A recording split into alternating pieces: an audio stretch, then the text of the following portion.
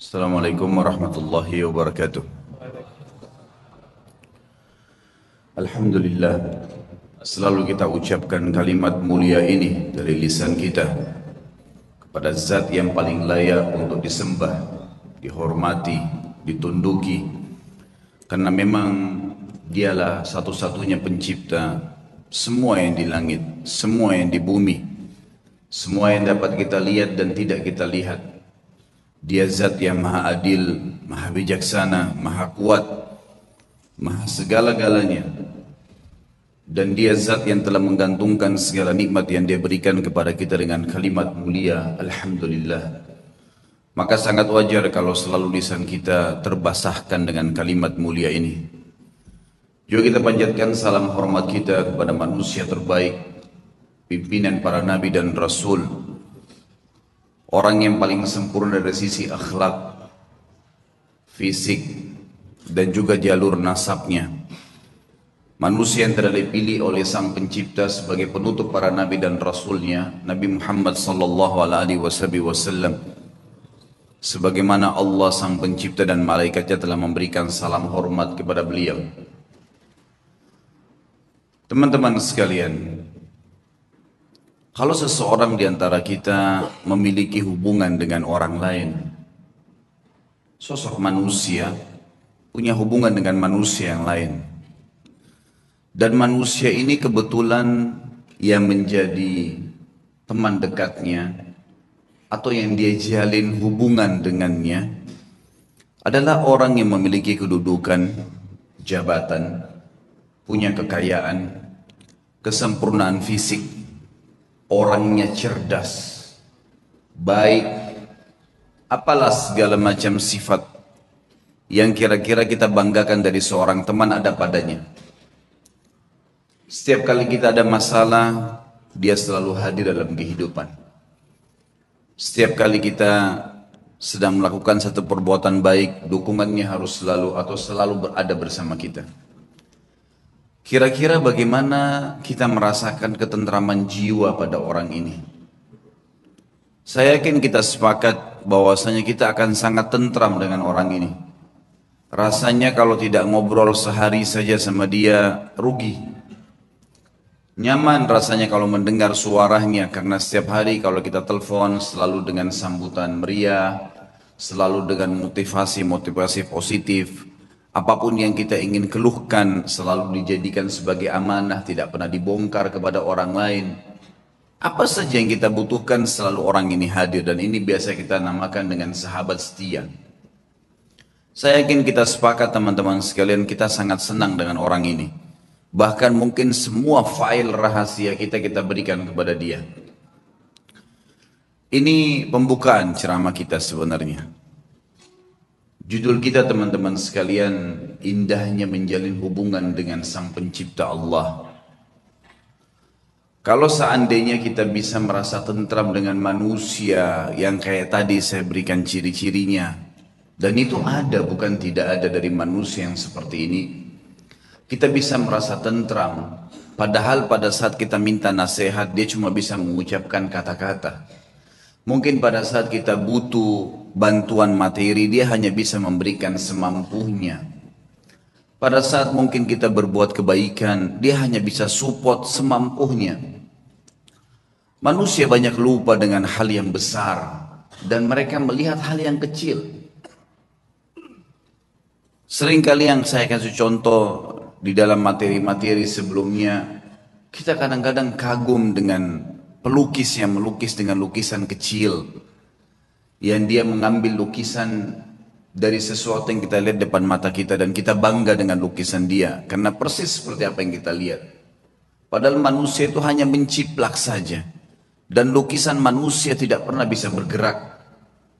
Tapi lukisan Sang Pencipta, kalau seorang pelukis bisa melukis pohon kelapa dan kita kagum karena warnanya persis seperti itu, tidak bisa bergerak. Dia hanya sekedar bisa membuat kita kagum kalau melihatnya dan mengenang pada saat dia melukisnya. Tapi lukisan Sang Pencipta, saudaraku, bergerak daunnya, buahnya bisa diincipi rasanya, bisa dilihat, lautannya bisa bergerak, Manusianya bisa bergerak. Berapa juta spesies hewan yang kita bisa lihat dengan beragam macam warna kulitnya di depan mata kita. Ini harimau, yang itu singa, yang ini serigala, yang itu ular, yang ini kuda, yang sana jerapah, yang sini gajah, dan segala macam hal. Bagaimana bisa manusia tidak bisa melihat keajaiban pencipta, sang pencipta yang maha luar biasa ini, dan dia kagum dengan hal-hal yang kecil. Kita bangga dengan teman kita yang meminjamkan rumah sehari atau 2 hari. Bahkan pada saat kita dipinjamkan rumah, segala fasilitas diberikan oleh dia. Kulkasnya penuh, segala macam apa yang kita butuhkan penuh, ya, dipenuhi.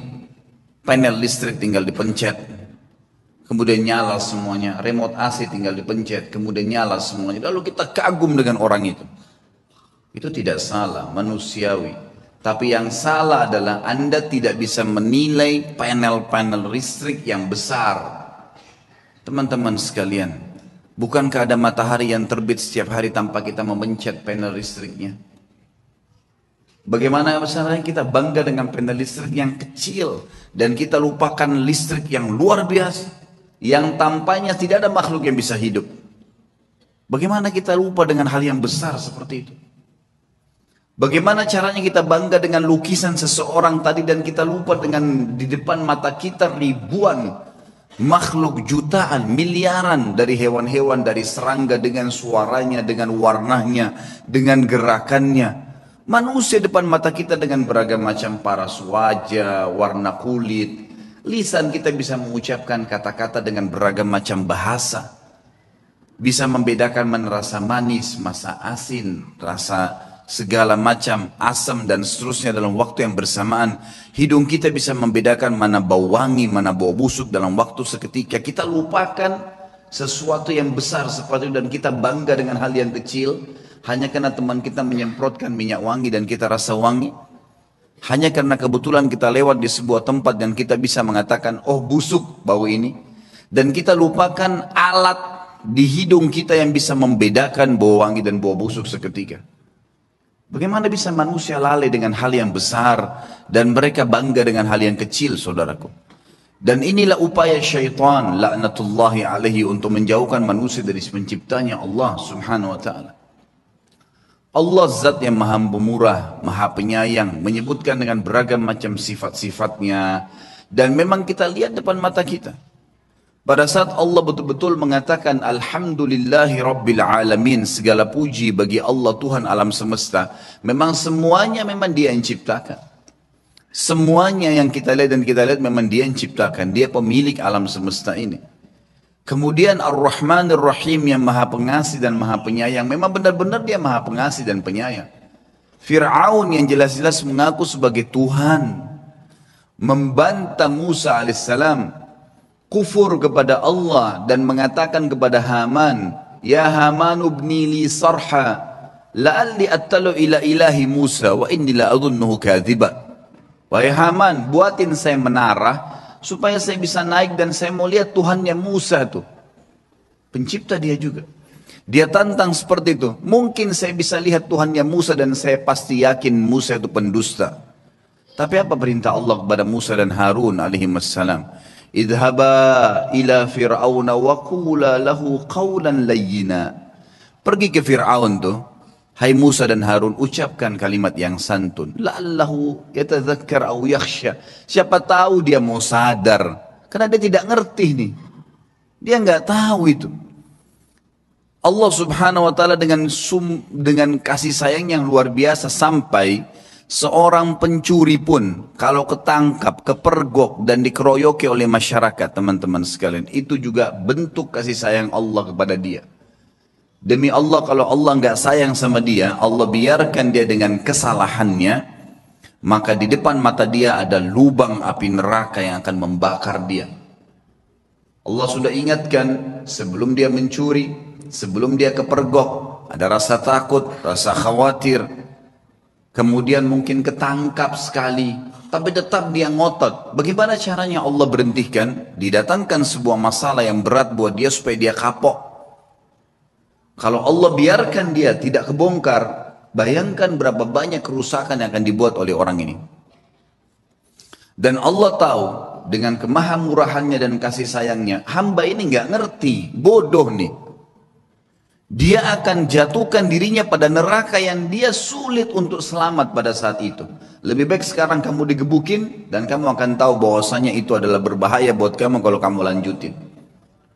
Ibnu Qayyim rahimahullah, seorang alim ulama yang mengenal Tuhannya dan tahu bagaimana menjalin hubungan dengan Allah, berkata, Allah itu, kata beliau, kalau saya memberikan penjelasannya tidak disamakan dengan makhluk, tapi contoh beliau datangkan seperti seorang anak yang sedang minta tolong pada orang tuanya, kemudian orang tuanya belum memberikan kepada si anak tadi. Kenapa tidak diberikan? Karena ternyata si anak ini mau keluar dan bergaul dengan temannya yang buruk.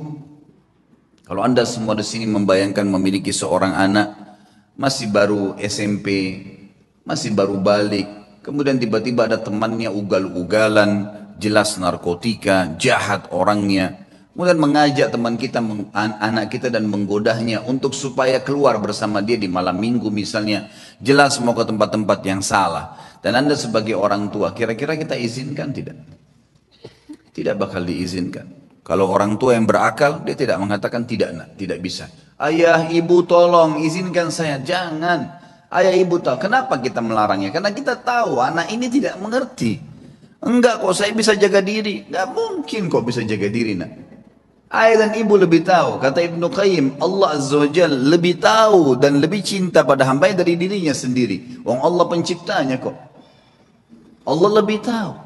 Sampai kalau saking bentuk kasih sayangnya Allah, sampai keluarnya kotoran, maaf, dari dubur dan kemaluan Anda, itu bentuk kasih sayang Allah. Bayangkan kalau Allah nggak keluarin tuh bekas-bekas makanan. Bukankah orang kalau nggak bisa ngeluarin angin dalam 2-3 hari atau seminggu kembung kemudian harus ke rumah sakit? Bukankah kalau orang tidak, kita cuma tahu makan, kita nggak pernah tahu mana yang ada bakterinya atau tidak dari makanan tersebut, begitu masuk tenggorokan lalu tersortir dengan alami, dengan sistem yang luar biasa, sehingga mana yang jadi nutrisi tubuh, mana yang jadi kotoran. Dan dengan luar biasa Allah cuma memberikan rasa, kita cuma tahu masuk, oh ya mau buang air besar, masuk kamar mandi membuangnya, kita tidak pernah berpikir, bukankah Anda mencium baunya busuk? Artinya bayangkan kalau tertinggal di perut kita bau yang busuk seperti itu. Tapi kita cuma tahu manusia melihat hal yang kecil. Oh ya sudah selesai buang air besar, udah keluarlah. Udah selesai, tinggal tahu makan lagi. Siapa yang menggerakkan motor di tubuh Anda ini? Siapa yang membuat mengelolanya? Siapa yang mengeluarkannya? Siapa yang membaginya? Siapa yang mengaturnya? Dan segala macam pertanyaan yang tidak bisa sebenarnya kita gambarkan, teman-teman sekalian. Saya sekarang ingin menyampaikan, mudah-mudahan Allah ikhlaskan niat kita, terutama buat diri saya sendiri tentunya. Indahnya menjalin hubungan dengan Allah Subhanahu wa Ta'ala. Kalau kita sudah mengenal Tuhan kita, teman-teman sekalian, dan caranya sederhana, hadirin majelis ilmu seperti ini, pelajari tentang rukun Islam, rukun iman, dalami tentang Allah Subhanahu wa Ta'ala, rutinkan terus jalankan, maka dengan izin Allah kita akan sampai pada titik nanti mengenal Tuhan kita. Dan kalau kita sudah mengenal Tuhan kita dan kita sudah akrab dengannya, perhatikan efeknya. Kita akan menjadi manusia yang super luar biasa. Kalau ada manusia, teman-teman sekalian, yang setiap kali diajak oleh temannya berbuat maksiat, dia jalan saja. Manusia, itu biasa. Tapi Anda bisa menjadi manusia yang luar biasa kalau mau. Di saat lagi diajak pada hal-hal yang haram, kita nolak, bisa. Dan itu hanya satu saja, orang yang tahu dan mengenal Tuhannya Allah Subhanahu wa Ta'ala. Sampai pada hal yang kecil, teman-teman sekalian. Sampai pada hal yang kecil kita bisa terbentuk pribadi kita menjadi manusia yang luar biasa. Saya akan mulai dengan kisah seorang anak muda yang ada di Irak, terkenal dengan kesalehannya. Orang ini dalam kisah yang sedang saya baca, saya tidak temukan namanya. Tapi kita ambil ibrah, pelajaran. Orang ini saking kekuatan hubungannya dengan Allah luar biasa. Kalau azan langsung ke masjid on time, tidak pernah ketinggalan saf pertama. dari pakaiannya sudah penampilannya sangat dekat dengan Allah. Kalau ngomongnya selalu cuma ayat Al-Quran, nasihat, hadis Nabi SAW. Hidupnya sehari-hari begitu. Kalau bekerja mencari yang halal, pokoknya sudah di jalan Allah Subhanahu Wa Taala. Orang ini memiliki kelebihan fisik, sangat gagah. Di Baghdad terkenal pada saat itu dia adalah anak yang paling gagah. Umurnya juga masih sekitar 19 tahun pada saat itu kisah ini terjadi. Sampai menjadi buah bibir di kalangan seluruh wanita di Baghdad pada saat itu. Berharap wanita bisa ngobrol saja sama dia karena luar biasa tampannya, orangnya santun, sampai dikejar-kejar. Yang terjadi saudaraku, ada satu wanita kaya, seorang istri pejabat pada saat itu, terkenal dengan kecantikannya, kekayaannya. Semua laki-laki juga mengejar dia karena kelebihan fisik yang dia miliki. Dia berkata kepada orang di sekitarnya, saya akan menaklukkan laki-laki itu dan pasti dia akan berzina dengan saya. Yang terjadi saudaraku, dibuatlah sebuah tipu daya syaitan di depan rumah orang ini, perempuan ini. Kebetulan waktu suaminya lagi pergi bertugas keluar kota, dan zaman dulu orang kalau tugas berbulan-bulan dan Allahu a'lam bisa kembali atau tidak, karena memang mereka pada zaman itu tidak ada komunikasi, tidak ada transportasi kayak kita sekarang, tidak ada alat komunikasi maksud saya yang bagus seperti sekarang, dan tidak ada transportasi. Yang jelas dia lagi di rumahnya, dia berhias dengan semaksimal mungkin kecantikan yang dia miliki dengan semerbak minyak wangi yang luar biasa. Kemudian dia bilang sama dayang-dayangnya, kalau anak muda itu lewat di depan rumah, bilang kalau di dalam rumah ada orang yang sedang sakit dan tidak ada laki-laki yang bisa bantu, tolong bawa ke tabib. Dijebaklah anak muda ini. Begitu dia lewat, tiba-tiba dayang-dayangnya keluar 3-4 orang dengan teriak-teriak, tolong bantu, tuan kami sedang sakit. Sampai akhirnya tidak ada laki-laki dan tolong bantulah. Akhirnya si laki-laki ini masuk ke dalam rumah tersebut. Waktu dia masuk ke dalam rumah tersebut, saudaraku seiman, maka yang terjadi adalah, yang terjadi pada saat itu, ditutup pintu. Kemudian si perempuan yang tadi licik ini berkata, kalau kau tidak mau berzina dengan saya akan teriak bahwasanya kau sengaja datang untuk mengganggu saya di rumah saya. Dijebak. Waktu itu rumah semua berdekatan, sedikit teriakan sudah kedengar. Serba salah, apa yang harus dia lakukan? Terjebak di sebuah ruangan rumah dengan wanita yang sempurna, terjebak di sebuah ruangan, wanita di depan matanya dengan kesempurnaan, cantik, kaya, punya jabatan, tinggal minta dia berzina saja. Hanya itu. Dia bisa menikmati, dia bisa mendapatkan harta dan seterusnya. Tapi saudaraku, orang yang sudah mengenal Tuhannya Allah berbeda. Dia sudah tahu siapa dia sudah tahu siapa yang akan dia hadapin dari makhluk juga ini. Dia sudah tahu bagaimana hukum Tuhannya. Dia sudah tahu janji-janji Allah nanti kalau dia meninggalkan yang haram, nantinya di surga akan dibalas apa. Dia sudah pelajari semuanya. Maka dia pun berdoa kepada Allah mengatakan, ya Allah, engkau tahu bagaimana aku menjaga hubunganku denganmu dengan baik. Dan dari dulu aku sudah selalu digoda untuk melakukan hubungan dengan lawan jenis dan aku selalu menahannya. Kenapa sekarang aku tiba-tiba masuk dalam sebuah jebakan syaitan yang seperti ini? Selamatkanlah ya Allah. Tiba-tiba dia rasa mules, perutnya nggak enak. Kemudian dia bilang, saya mules, saya butuh kamar kecil. Kata perempuan tersebut, kamar kecil di depan mata saya ini, buka, silakan masuk. Tapi tetap setelah kau keluar, kau akan zina dengan saya. Kalau enggak, saya akan teriak. Dia masuk, kemudian dia buang air besar. Dalam kisah ini, maaf, kisahnya memang begitu. Buang air besar. Setelah buang air besar, muncul ide di pikiran dia. Tiba-tiba Allah berikan petunjuk, dia mengambil kotorannya sendiri, dia tempel di bajunya. Pada saat dia keluar dari ruangan tadi, si perempuan kaya ini yang terkenal dengan kebersihannya, kecantikannya segala, kaget melihat. Tadinya bajunya rapi orang ini, tiba-tiba penuh dengan kotoran dia sendiri. Lalu dia mengatakan, kenapa kau begini? Dia bilang, saya begini orangnya. Inilah yang sedang terjadi sekarang. Maka kalau kau memang mau berzina, saya orangnya sudah seperti ini kotoran di badan saya. Akhirnya perempuan tersebut mengatakan, keluarkan laki-laki ini jorok dan kotor. Dikeluarkan dari perempuan tadi, dan dia begitu keluar di depan rumah perempuan tadi sujud syukur kepada Allah selamat dari zina. Bagaimana seseorang kalau tahu dan mengenal Tuhannya, dia akan menyelamatkan dirinya dari dosa, bukan cuma terjerumus. Sudah terjebak masih bisa lari, teman-teman sekalian.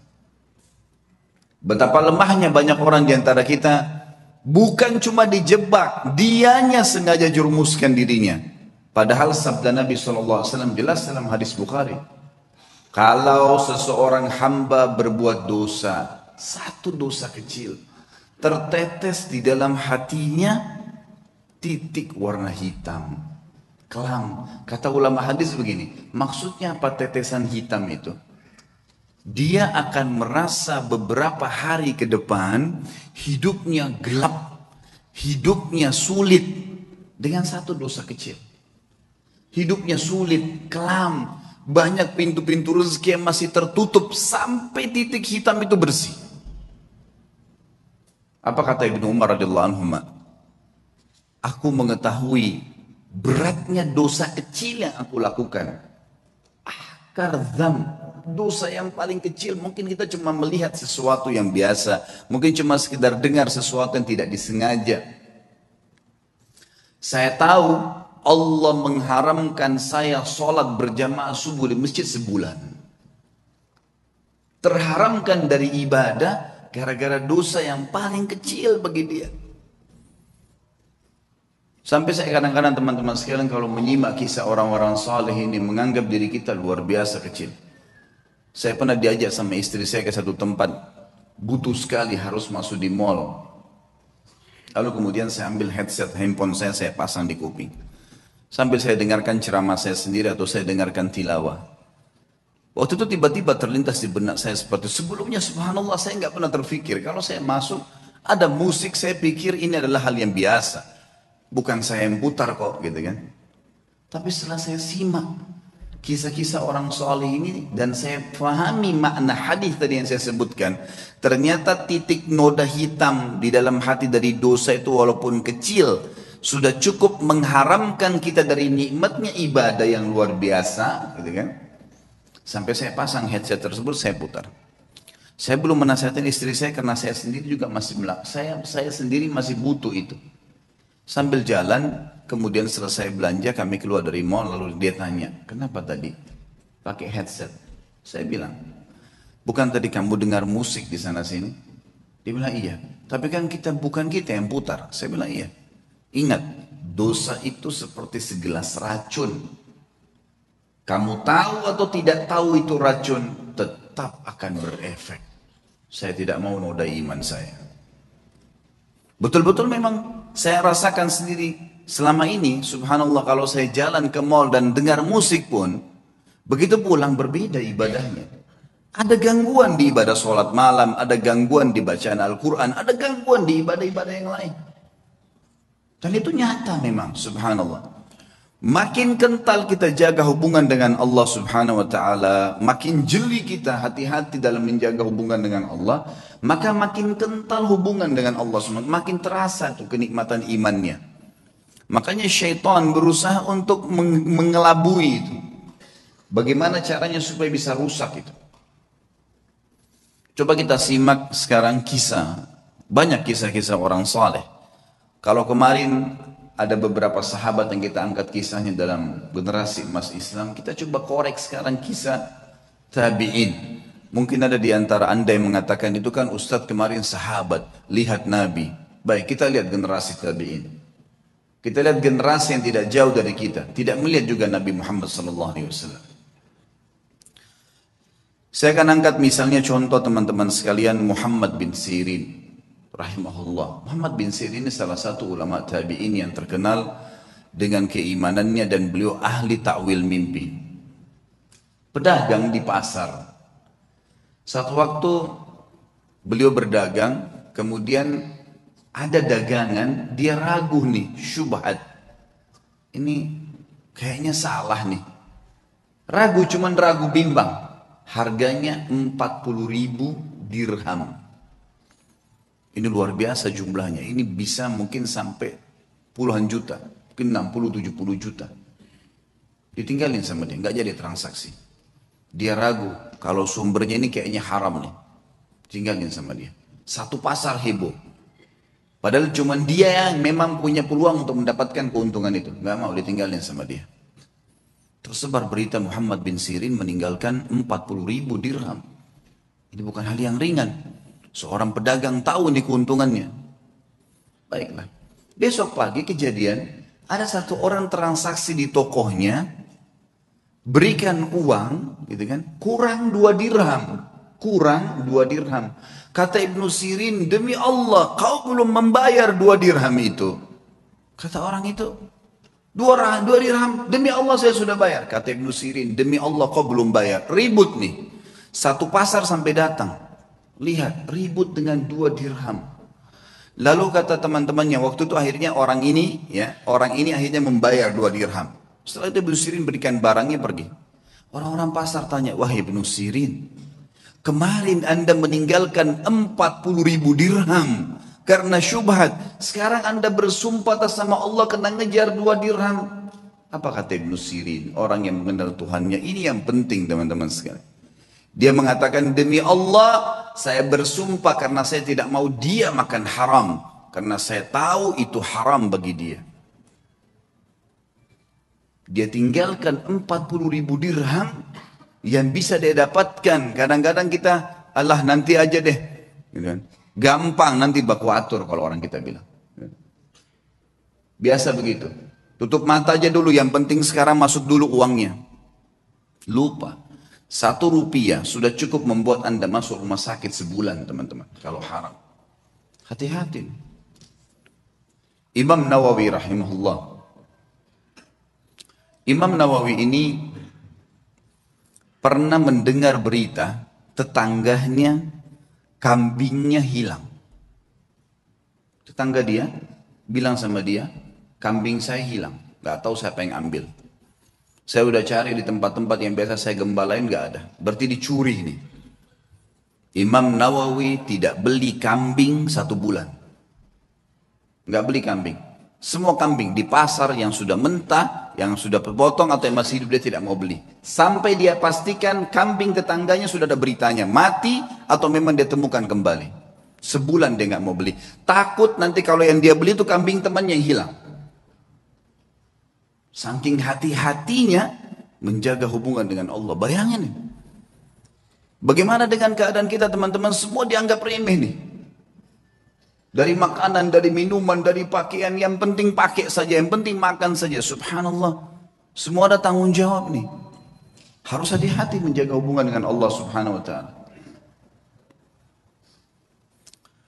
Ibnu Sirin ini pernah menasihatin seseorang dengan nasihat yang sangat santun.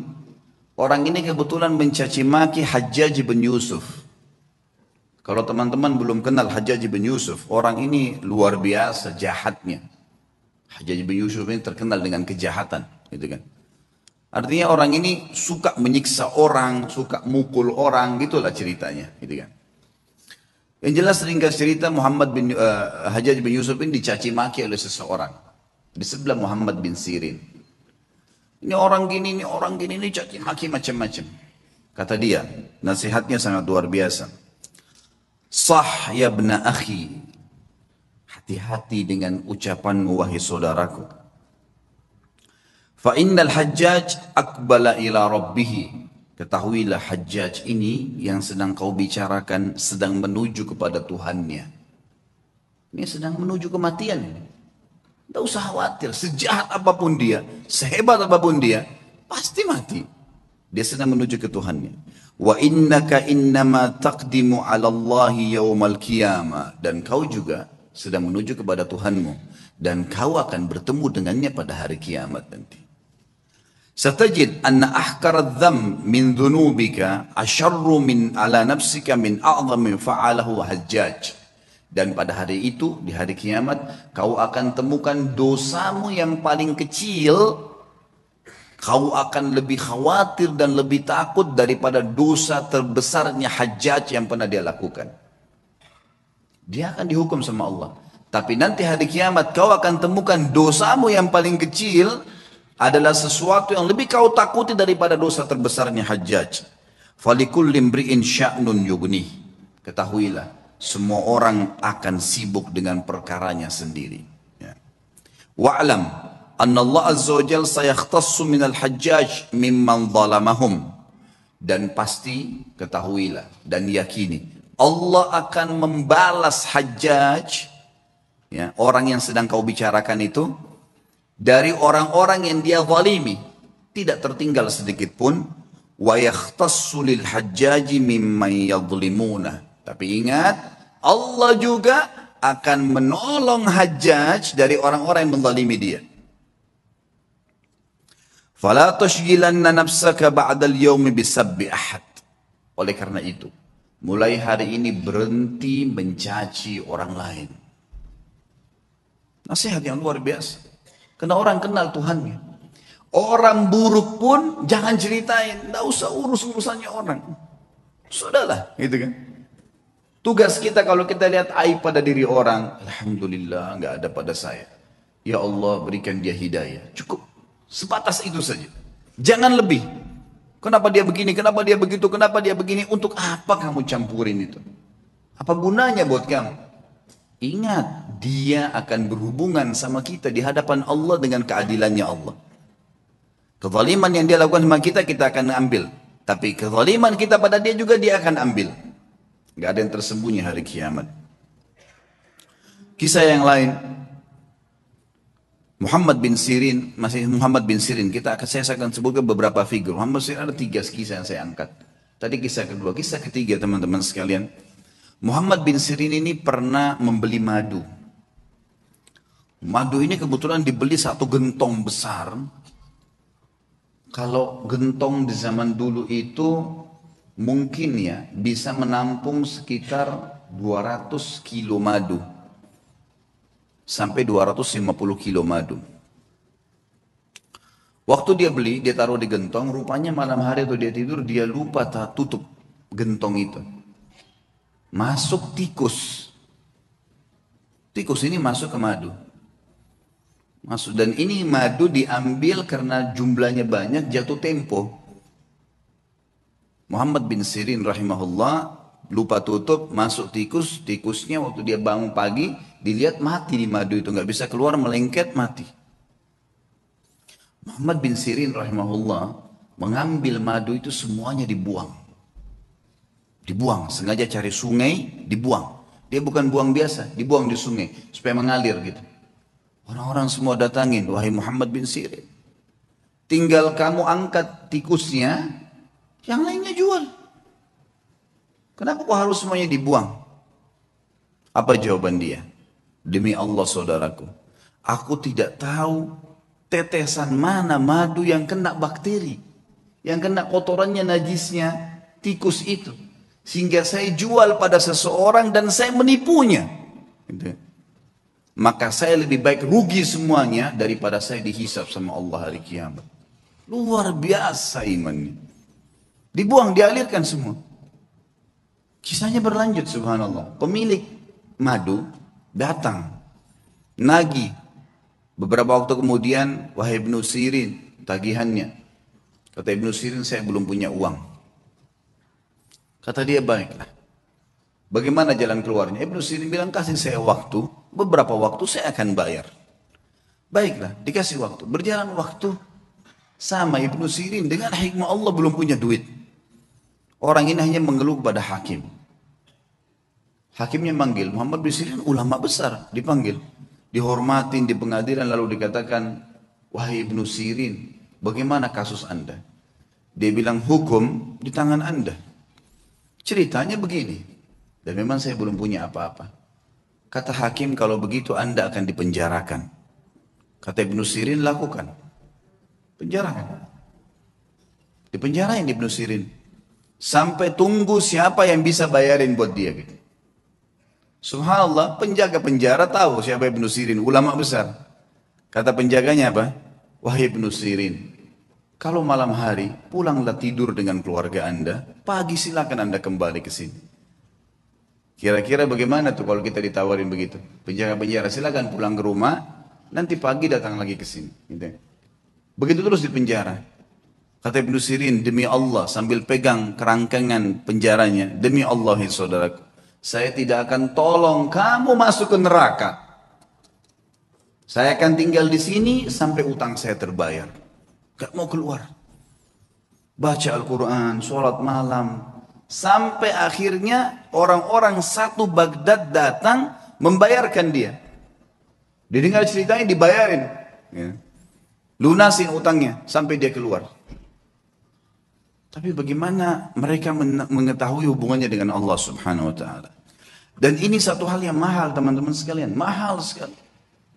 Ini hanya bisa didapatkan bagi jiwa-jiwa yang suci, yang bersih, yang mau memang berhubungan dengan Tuhannya. Dan Allah Azza wa Jalla ini zat yang kalau memberi selalu dalam Al-Quran bahasanya apa? Bighairi hisab. Innama yulaqqas sabiruna ajrahum bighairi hisab. Selalu ada kalimat bighairi hisab, bighairi hisab. Bighairi hisab itu tanpa ada hitungan. Kita kalau minta sama Allah satu, Allah nggak kasih satu, 10, 100, 100 ribu. Luar biasa kalau pemberian Allah SWT itu. Saya pernah punya pengalaman pribadi teman-teman sekalian di Jakarta. Waktu saya buka restoran. Subhanallah, dengan hikmah Allah terjadi sesuatu pada saat itu. Restoran ini mengalami kemunduran. Kemudian saya tidak tahu harus berbuat apa lagi. Lalu kemudian saya tetap menjaga komitmen di jalan Allah Subhanahu wa taala. Itu memang kebetulan tidak ada duit sama sekali. Restoran ini harus dibongkar total, pindah dari tempat sewanya. Saya nggak tahu harus buat apa. Yang saya lakukan adalah saya coba pada saat gentingnya seperti itu, bagaimana justru kita gencet diri kita untuk lebih dekat dengan Allah. Hati-hati, jangan malah masuk ke dalam hal yang haram, karena makin memuncaknya sebuah cobaan, maka makin dekat jalan keluar dari Allah. Ini sudah harus 1 minggu lagi saya bayar, dan kalau tidak dibongkar paksa. Bisa rusak barang-barang. Nilainya barang yang ada di situ tidak kurang dari 1 miliar rupiah. Ini kalau dibongkar, dirusak, semua ini jadi masalah. Dan ini ada investor yang masuk dengan saya. Ya Rabbi, apa jalan keluarnya? Coba saya menghubungi ayah saya. Kebetulan Alhamdulillah beliau masih hidup, tolong doain saya. Mudah-mudahan ada jalan keluarnya. Kemudian saya coba juga melakukan hal-hal yang saya mampu ibadah kepada Allah SWT sambil tetap saya sabarin. Tunggu sampai titik terakhir. Subhanallah, waktu itu kejadian hari Senin, hari Jumat, itu kalau saya tidak punya informasi jelas, maka akan dibongkar paksa, dan ini akan dibongkar, saya nggak tahu mau taruh di mana barang-barang yang penuh. Jumlah luasan restoran 163 meter yang sangat besar, penuh dengan barang-barang. Mau ditaruh di mana nih? Ada coolernya, ada chillernya, ada macam-macam. Subhanallah, hari Rabu saya pengajian malam di Blok M Square di Jakarta. Ada satu jemaah saya, jazakallah khair. Beliau rupanya penggemar ceramah tapi sering dengar di YouTube. Tinggal di Perancis, orang kita. Beliau datang, bukan WhatsApp ke saya, Ustaz saya lagi mau ke Jakarta, saya lagi di Jakarta, saya ingin hadir langsung ceramahnya Ustaz. Oh fadlan, silakan antum datang ke Blok M Square hari Rabu malam ini.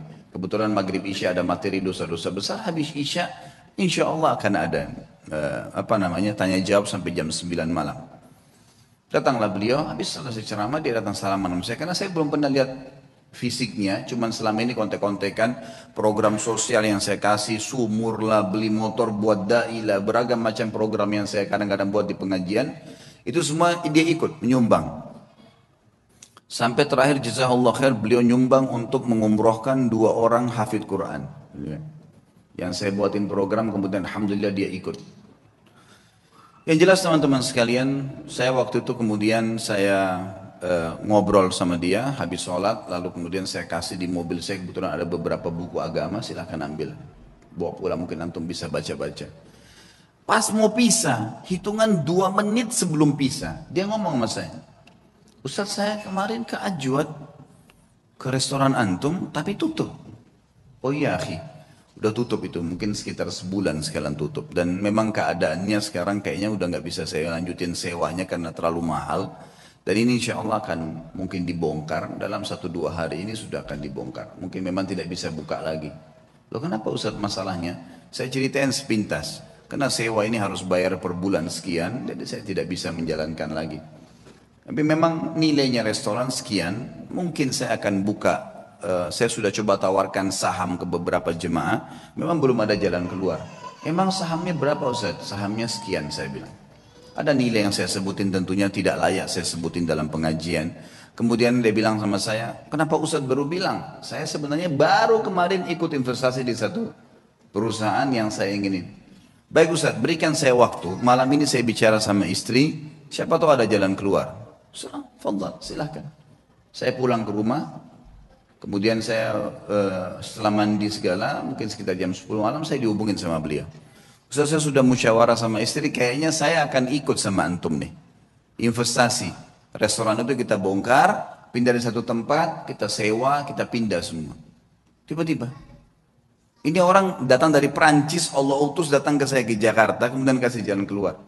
Dan teman-teman kalau saya sebutin nilainya, dia kasih uang ke saya cash 650 juta.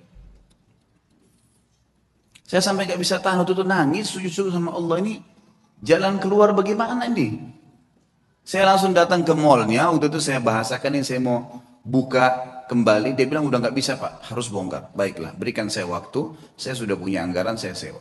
Besoknya saya keliling, subhanallah, saya longin waktu, tidak ada saya kosongin pengajian, saya dapat tempat kontrakan baru, ada tempat lebih besar, saya bisa bayar, pindah semua dengan mudahnya. Dalam 2 minggu setelah itu sudah pindah semua, alhamdulillah, dan sekarang berjalan sudah hampir 2 tahun.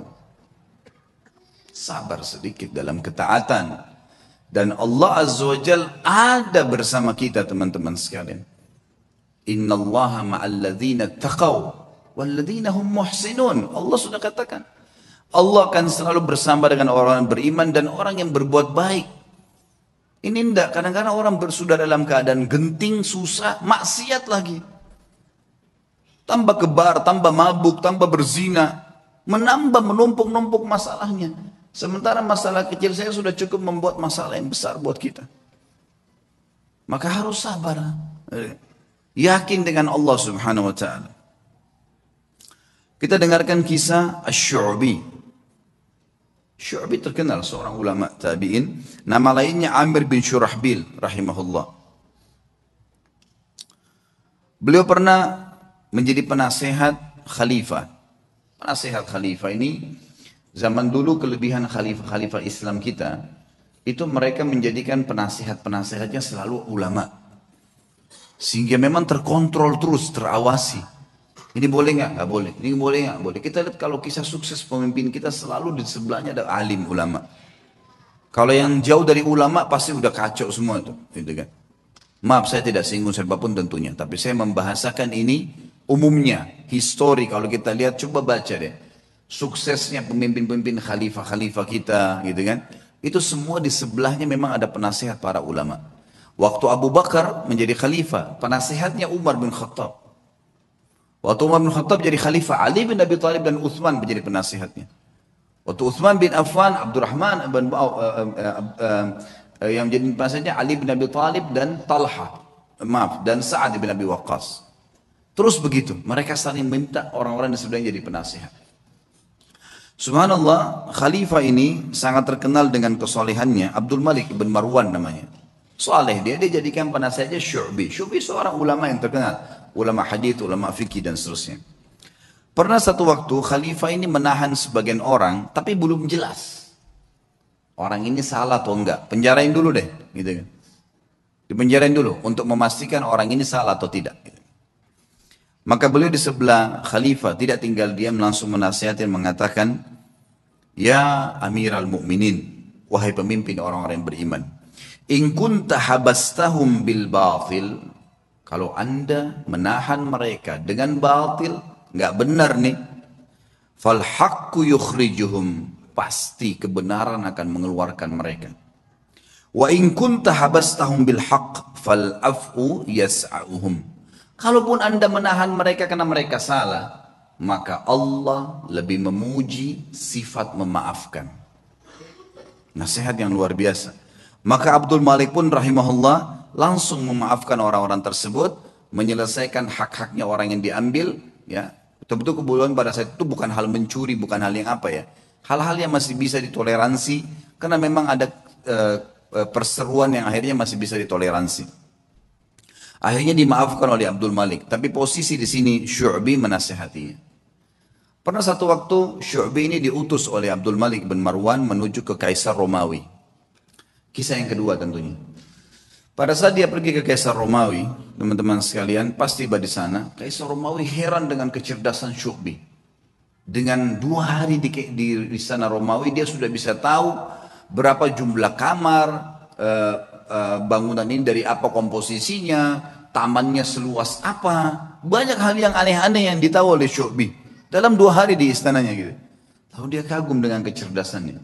Maka dia ingin buat kekacauan nih. Dia kirim surat. Surat ini dia bilang kepada Syu'bi, wahai Syu'bi, kasih ini kepada khalifahmu. Jangan buka, kasih ke dia.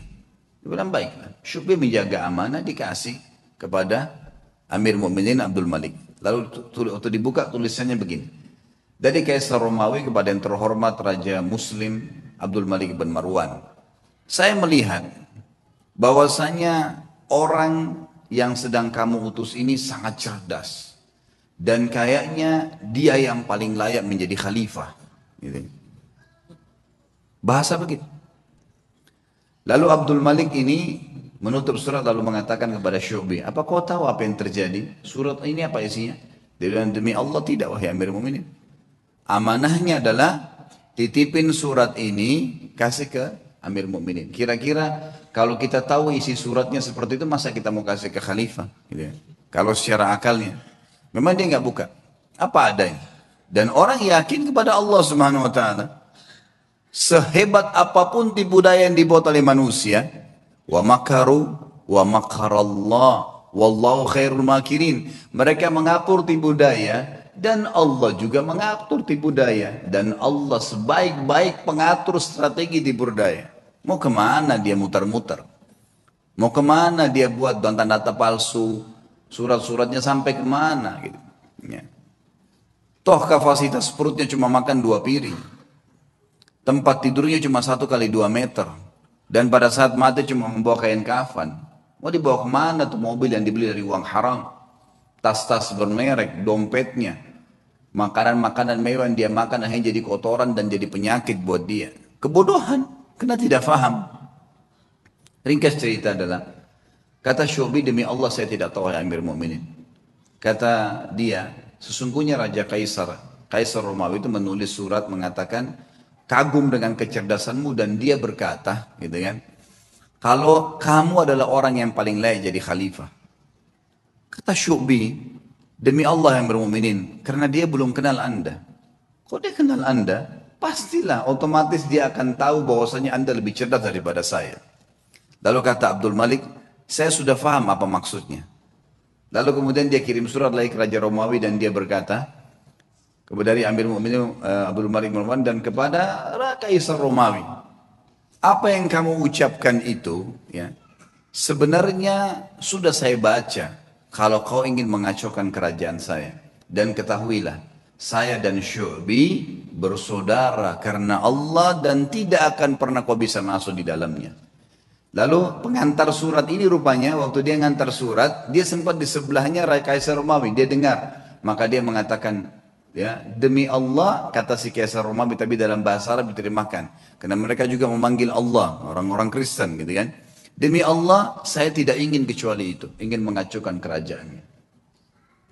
Tapi hubungan antara seorang mukmin dengan mukmin, teman-teman, atasan dengan bawahannya, tidak mudah dikoyahkan kalau dia kenal Allah Subhanahu wa taala. Orang ketiga datang membuat fitnah, membuat apa, semuanya tidak akan ada masalah buat dia. Kisah yang lain, Atha bin Abi Rabah rahimahullah.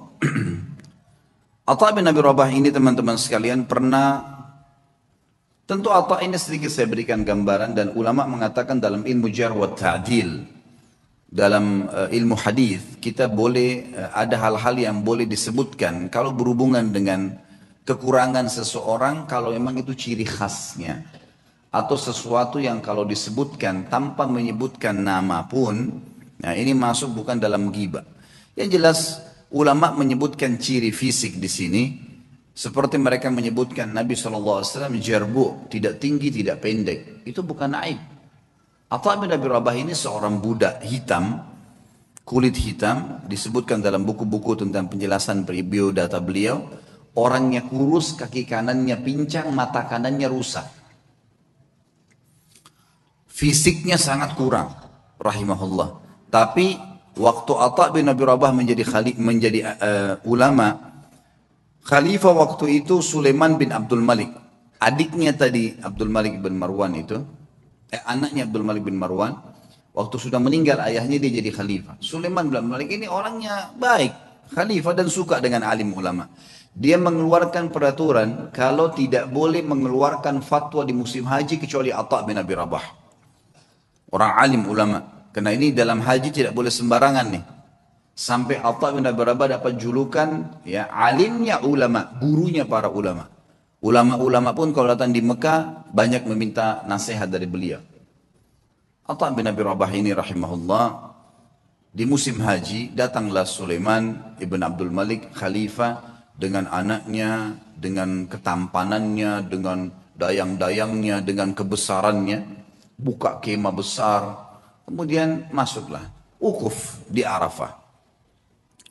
Sementara wukuf, Sulaiman mengatakan, di mana sahibuk? Aina sahibukum? Mana nih teman kalian nih? Biasanya kalau bahasa sahibukum ini santun dari khalifah untuk mufti, ya, untuk muftinya. Atha bin Abi Rabah ini ada di mana? Kata mereka Amir Mu'minin lagi di kemahnya, lagi menunggu orang-orang yang lagi antri, lagi antri bertanya. Gitu. Dia bilang saya punya hajat, saya ingin datang ke sana. Baiklah, Sulaiman datang. Sulaiman ini dia menunjuk si, ya. Atha bin Abi Rabah jadi mufti, dia yang memberikan gaji, gitu kan? Pemimpinnya lah. Ya. Dan waktu itu khalifah. Dan perlu diketahui Sulaiman belum di zamannya ini khilafah Umayyah jadi luas sekali, luar biasa, gitu. Kuasanya sangat luas karena ayahnya juga punya kekuatan militer yang besar. Ringkas cerita dia pun datang dan dia seorang yang saleh. Begitu dia masuk ke kemahnya Atha bin Abi Rabah, disambut oleh Atha bin Abi Rabah, pelukan, ngobrol, saling menyebutkan kata-kata yang santun satu sama lain sebagaimana adab seorang muslim. Setelah itu Atha bin Rabah bertanya, wahai Amir Mu'minin, kenapa anda datang ke sini? Kata dia, saya punya hajat, ada pertanyaan yang saya mau tanya. Kata Atha bin Abi Rabah, ini orang tadi saya bilang ya, kekurangan fisiknya ada, dia pegawainya, yang datang ke dia ini, kalau mungkin maaf teman-teman di gubernuran sini, presiden langsung yang datang. Bukan cuma gubernur. Langsung datang, langsung ke ruangan dia, karena ada hajat yang dia mau sampaikan misal. Gitu kan. Datanglah teman-teman sekalian, lalu dia mengatakan, atau mengatakan, hajat anda pribadi, pertanyaan pribadi, atau hajat umat Islam. Kata Amir Mu'minin, hajat saya pribadi. Pertanyaan saya pribadi. Atha mengatakan, kalau begitu Amir Mu'minin, mohon maaf. Anda keluar, antri bersama muslimin. Karena ada yang sudah antri sebelum Anda punya hajat pribadi. Kalau itu hajat umat Islam, saya akan dahulukan Anda. Orang di sekitar Sulaiman ini marah. Tapi Sulaiman diam. Rahimahullah. Beliau sangat luar biasa. Mana ada presiden atau raja mau dipermalukan begini? Kan tinggal jawab selesai kan gitu. Tapi beda nih. Ini namanya muru'ah ya. Kehormatan, menjaga kesucian kehormatan dengan Allah. Luar biasa. Silakan anda antri karena muslimin sudah antri sebelum anda. Sulaiman keluar antri. Ini orang di belakangnya sudah pada marah nih. Ajudan-ajudannya segala sudah luar. Ini kalau bukan karena Sulaiman, dalam riwayatnya dikatakan kalau bukan karena Sulaiman diam, maka kami sudah ngamuk nih gitu. Gitu kan? Ini kalau orang sekarang sudah remuk-remuk tulangnya gitu kan. Subhanallah antri. Dan Atha bin Abi Rabah dalam kisah ini dikatakan menjawab fatwa dengan tenang. hukumnya begini. Sampai selesai. Sampai giliran datang Sulaiman. Begitu datang bertanya, dijawab juga dengan tenang. Sudah selesai, pulang, sudah pamit pergi. Begitu kembali ke istana, tentu ada masalah nih ya. Sulaiman bin Malik dengan keimanannya juga akhirnya dia mengatakan, kumpulin semuanya, kumpulin semua kerabat saya yang ada hadir di sini dan semua ajudan pemerintahan. Dipanggil semua kumpul. Di kemah yang besar mereka kumpul, lalu dia mengatakan, apa yang kalian lihat bukanlah sesuatu yang mempermalukan. Amir Mu'minin, raja, bukan sesuatu yang mempermalukan. Dan demi Allah, Allah memuliakan Atha bin Abi Rabah dari saya karena ilmunya. Dan di dalam Islam memang seorang alim di atas seorang amir. Dan memang saya punya hajat pribadi. Maka jangan pernah ada yang merasa marah dengan Atha bin Abi Rabah. Karena saya sendiri tidak marah dengan dia. Dan wahai anak-anakku dan para ajudanku, belajarlah agama karena ilmu agama akan mengalahkan singasana para khalifah. Tapi bagaimana teman-teman? Khalifah bisa begitu, Atha bin Abi Rabah alim bisa begitu. Dan semua dengan lapang dada bisa menjaga. Kenapa? Karena mereka yakin ada raja yang sebenarnya. Allah Azza wa Jalla. Kita teman-teman cuma kebetulan saja beda formalitas. Di baju bedanya cuma sementara.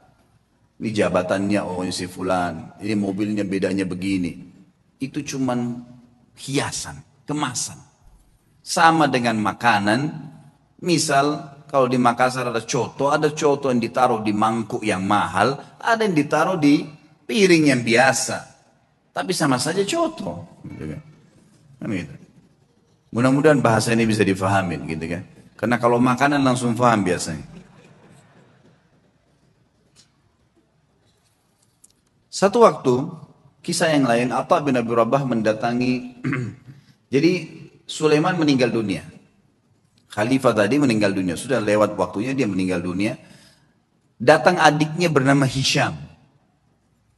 Hisham bin Abdul Malik, biasanya memang sudah tradisi, mungkin teman-teman di kantor pemerintahan sudah tahu. Biasanya kalau ada datang pejabat baru, maka dia akan ambil informasi dari pejabat sebelumnya tentang orang-orang relasi yang bisa dihubungin, kan gitu. Itu sudah biasa, turun-temurun memang dari dulu. Gitu. Tapi mudah-mudahan relasinya ini orang-orang yang tepat. Yang jelas Hisham bin Abdul Malik sudah tahu. Kakaknya ini, Sulaiman, terkenal dengan kesolehannya, dengan kealimannya. Dia telah menunjuk ya, Atha menjadi mufti. Maka dia tidak mau ganggu tuh. Dibiarin Atha jadi mufti. Lanjutin fatwanya. Satu waktu Atha bin Abi Rabah datang ke istananya. Atha bin Abi Rabah ini teman-teman sekalian naik keledai. Keledainya tua. Dan untuk naik ke keledai itu kan biasanya ada pijakan untuk injak ya. Itu dari kayu. Biasa. Bajunya biasa, imamahnya juga sudah tua, besar gitu. Dia lagi jalan dari Mekah menuju ke Damaskus, ibu kota Syria. Perjalanan lumayan 1 bulan. Subhanallah, begitu sudah kelihatan istananya Khalifah Hisham bin Abdul Malik. Ada satu ulama lain namanya Atha juga, Al-Khurasani dari Persia. Terkenal juga ulama tabi'in, Atha Al-Khurasani. Jadi kalau disebut nama Atha dua ini, Atha bin Abi Rabah di Mekah, ini bekas budak yang menjadi alim ulama. Ini Atha Al-Khurasani memang anak pejabat, tapi jadi alim ulama juga. Dia lagi di kereta kencananya, kalau kita sekarang mungkin mobil yang paling mewah gitu kan. Kalau kita kencana dulu, ada 2 orang yang di depan memegang kudanya dihias dengan beragam macam hal. Luar biasa lah, ketahui ini pejabat gitu. Begitu Atha Al-Khurasani lihat dari jauh, Atha bin Abi Rabah dikenal nih. Dia suruh berhentiin kereta kencananya, ada anaknya yang ikut di situ, anaknya Atha Al-Khurasani lagi ikut. Lalu Atha Al-Khurasani turun, mendekati keledai itu. Kata anaknya yang meriwayatkan kisah, saya belum pernah lihat ayah saya turun mendampingi orang, datangin orang. Biasanya dia yang didatangin. Ini enggak, dia turun, dia datangin. Siapa orang ini? Sudah imamahnya tua, bajunya tua, keledainya lagi pakai kayu, gitu kan. Kata anaknya nih, dia bilang, saya tidak pernah lihat ada orang semiskin itu. Dalam kisah itu gitu. Lalu ayah saya pun datang memeluk salaman seperti sahabat lamanya. Lalu mereka ngobrol, saya tidak tahu apa yang diobrolin. Lalu kemudian ayah saya kembali ke kereta kencana lalu mengatakan kepada saya, wahai anakku, saya akan masuk bersamanya ke Amir Mukminin. Kata anaknya, ayah, siapa orang ini? Saya belum pernah lihat orang semiskin ini. Gitu. Kata dia, hati-hati dengan lisanmu. Ini adalah Atha bin Abi Rabah. Kata anaknya, Atha bin Abi Rabah, alim ulama. Kata ayahnya, iya. Makanya hati-hati. Jangan ngomong sembarang. Walaupun bukan Atha bin Abi Rabah, kau tidak pantas mengucapkan kalimat itu. Anaknya mengatakan, saya pun beristighfar kepada Allah. Lalu saya melihat ayah saya jalan kaki bersama dengan Atha bin Abi Rabah. Masuk. Ringkas cerita, masuklah mereka ke istana lalu mereka keluar. Kata anaknya, ayah. Kata anak, Atha al-Khurasani, anaknya bilang, ayah, cerita apa yang tadi terjadi di dalam? Kata Atha al-Khurasani, demi Allah, kalau bukan Atha bin Abi Rabah, saya tidak diizinkan masuk. Atha bin Abi Rabah jalan pincang. Kakinya hitam, tubuhnya hitam, bajunya biasa, matanya satu rusak. Jalan. Dia bilang, begitu kami masuk, ini Atha al-Khurasani dengan baju jubahnya yang mewah dan seterusnya. Jalan. Dia bilang, begitu demi Allah kami masuk pintu gerbang istana. Hisham bin Abdul Malik berdiri dari singgasananya. Raja berdiri. Kemudian mendekati Atha bin Abi Rabah. Dan orang-orang tidak tahu nih Atha bin Abi Rabah siapa. Pejabat-pejabat ini banyak yang tidak tahu. Karena cuma dengar namanya. Lalu julukannya Atha bin Abi Rabah ini adalah Abu Muhammad. Anaknya Muhammad. Hisham mengatakan, Hahuna Aba Muhammad. Kesini ayah-ayahnya Muhammad. Atha bin Abi Rabah setiap mau mampir ke sebuah kursi dia bilang, la hahuna Aba Muhammad. Dirangkul terus tangannya. Kata Atha al-Khurasani. Begitu sudah dekat dengan singgasananya, lalu kemudian saya dipersilakan duduk. Atha al-Khurasani dipersilakan duduk. Lalu Atha bin Abi Rabah demi Allah didudukkan di sebelah singgasana khalifah. Sebelahnya pas. Dan belum pernah singgasana khalifah diduduki oleh orang lain termasuk anaknya khalifah. Nggak boleh duduki singgasana itu. Hisham mengajak Atha bin Abi Rabah yang luar biasa begitu kehidupannya tadi. Kondisinya duduk di sebelahnya. Lalu kata Hisham, ya Aba Muhammad, ada hajat apa? Kata dia, ada hajat saya. Hajat yang pertama dia bilang, penduduk Mekah dan Madinah wahai Amir Mu'minin, tetangganya Allah dan tetangganya Rasulullah SAW. Karena di Mekah ada Ka'bah, berarti orang yang tinggal di Mekah kan tetangganya Allah. Bahasa santunnya begitu. Di Madinah ada rumah Nabi SAW, walaupun ada kuburannya beliau sekarang, sudah jadi kuburan, tapi kan rumahnya Nabi masih ada. Itu kan, masuk dalam masjid. Tetangganya Rasulullah SAW, terlambat ataya mereka. Ataya ini kayak pemberian yang diberikan oleh kerajaan, ya, dari khilafah diberikan kepada masyarakat semua, kaya atau miskin semua dapat dari hasil pendapatan negara, nanti dikeluarkan untuk kebutuhan negara, kemudian sisanya dibagi rata. Itu haknya masyarakat. Penduduk Mekah dan Madinah tetangga dengan Rasulullah SAW terlambat ataya mereka. Maka saya mengingatkan anda kepada Allah agar memberikan kepada mereka. Baik. Kata Hisham, ya gulam, sekretaris datang, catat dan berikan sekarang juga. Ada lagi hayanya Muhammad, ada lagi. Para mujahidin yang membela perbatasan kaum muslimin, mereka ribat setiap hari. Terlambat gaji-gaji mereka. Ada istri dan anak mereka mengeluh dengan saya. Maka berikan hak mereka. Ya gulam, catat, segera jalankan pesannya Aba Muhammad. Ada lagi hayanya Muhammad, terus aja Atha menyampaikan hajat muslimin. Gak ada hajat dia pribadi nih. Hajat begini, hajat begitu. Ringkasnya adalah terakhir, sudah 5 hajat, 6 hajat disampaikan. Kata Amir Mu'minin, masih adakah hayanya Muhammad? Kata Atha al-Khurasani, demi Allah, Atha bin Abi Rabah berdiri dengan tegak di depan Amir Mu'minin. Lalu mengatakan kalimat yang membuat istana itu kalau mau goncang bisa goncang. Dia mengatakan apa? Wahai Amir Mu'minin, ada hajat yang lebih penting dari semua yang saya sampaikan tadi. Kata Hisham, apa itu wahai Atha? Aba Muhammad, apa itu? Ini orang-orang kaget, belum pernah ada orang khalifah duduk, dia berdiri depannya dan dia menunjuk nih. Ada hajat yang lebih penting. Kata dia, apa itu hai ayah Muhammad?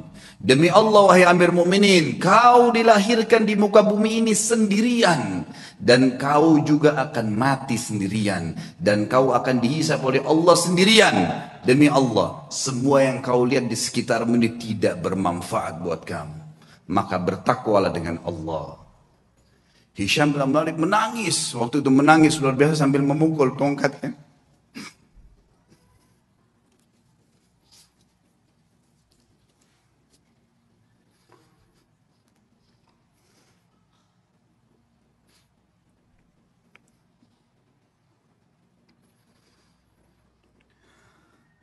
Nah, Hisham bin Malik akhirnya memukul tongkatnya sambil menangis, teman-teman sekalian. Lalu mengatakan, jazakallahu khairan. Semoga Allah balas anda dengan kebaikan. Gitu. Setelah itu kemudian kata Atta al-Hursani, kami pun keluar. Dan demi Allah, Atta bin Abi Rabah tidak minum segelas air pun dari Amir Mu'minin. Tidak minum segelas air pun. Dan waktu kami tiba di pintu gerbang, maka dikejar oleh seorang sekretaris untuk memberikan dia sekantong uang emas. Maka Atta mengatakan, demi Allah saya datang bukan untuk ini. Kemudian ditinggalkan. Lalu kemudian Atta bin Abi Rabah pulang, teman-teman sekalian, hanya untuk nasihat di khalifah untuk hajat muslimin. Dan tidak ada hajat dia sama sekali. Kata Atta al-Khurasani sebagai penutup kisah, demi Allah kalau Atta bin Abi Rabah menyebutkan semua hajatnya, maka akan dipenuhi oleh Amir Mu'minin. Itulah kisah yang luar biasa dari seorang Atta bin Abi Rabah, yang luar biasa bagaimana menasihati khalifah dan karena Allah subhanahu wa ta'ala. Kisah yang lain, Urwah bin Zubair rahimahullah. Urwah bin Zubair juga adalah salah satu orang yang sangat luar biasa, terkenal dengan kesolehannya. Urwah bin Zubair ini anaknya Zubair bin Awam. Zubair bin Awam adalah salah satu 10 orang yang dijamin masuk surga. Anaknya Urwah. Urwah bin Zubair ini pernah duduk bersama dengan teman-temannya. Ada Abdullah bin Zubair, saudaranya sendiri, ya, yang terkenal. Abdullah bin Zubair salah satu perawi hadis, ya, yang terkenal nanti sempat jadi khalifah beberapa saat. Kemudian ada Abdul Malik bin Marwan. Dan ada lagi satu adiknya Abdul Malik bin Marwan. Duduklah mereka di depan Ka'bah lagi ngobrol anak-anak muda ini. Kemudian mereka sambil berkata, cobalah kita saling, ya, memohon kepada Allah, berharap sesuatu yang paling dia harapkan di depan Ka'bah. Siapa tahu Allah kabulkan. Berkatalah Abdullah bin Zubair, saya berharap menjadi khalifah, menguasai Hijaz, Mekah dan Madinah. Lalu adiknya berkata, adiknya lagi, ya, yang satu mengatakan, saya mau menjadi penguasa Khurasan, wilayah Persia. Abdul Malik mengatakan, kalau itu angan-angan kalian, maka saya berharap menjadi khalifah muslimin secara umum, menguasai semua wilayah Islam. Tiga-tiganya sudah berangan-angan, lalu mereka kembali kepada Urwah. Wahai Urwah, kalau kamu bagaimana? Kata Urwah, semua yang kalian harapkan duniawi, berharap menjadi khalifah, berharap menguasai ini dan seterusnya. Kalau saya berharap menjadi seorang alim ulama muslimin, mengajarkan mereka tentang halal haramnya sang pencipta Allah, dan saya berharap balasan darinya. Maka selesailah, bubarlah mereka ini. Ternyata subhanallah, angan-angan itu dikabulkan oleh Allah. Abdullah bin Zubair sempat menjadi khalifah beberapa bulan, adiknya juga sempat menjadi gubernur di Khurasan. Abdul Malik setelah itu menjadi khalifah muslimin yang besar. Dan Urwah bin Zubair pun rahimahullah diterima oleh Allah menjadi alim ulama. Sampai menjadi 7 ulamanya Madinah pada saat itu. Ringkas cerita. Urwah bin Zubair pernah diuji oleh Allah subhanahu wa ta'ala. Ujiannya berat. Orang-orang beriman ini ujiannya berat. Tapi subhanallah, iman itu dijadikan. Ya, kalau begini memahami teman-teman. Kalau ada ujian yang berat datang kepada antum, lihat orang yang lebih berat. Misal masalah utang, terlilit utang. Misal ada penyakit. Coba lihat orang yang lebih berat. Karena ada orang yang lebih berat daripada kita. Pastinya itu. Tidak mungkin tidak. Dan juga teman-teman sekalian, bersangka baiklah dengan Allah. Kata Nabi SAW dalam sebuah hadis Bukhari, hadis Qudsi. Kata Allah SWT, Ana inda dhanni abdi bi. Sesuai dengan perasangkaan hambaku. Maka kita harus tahu teman-teman sekalian.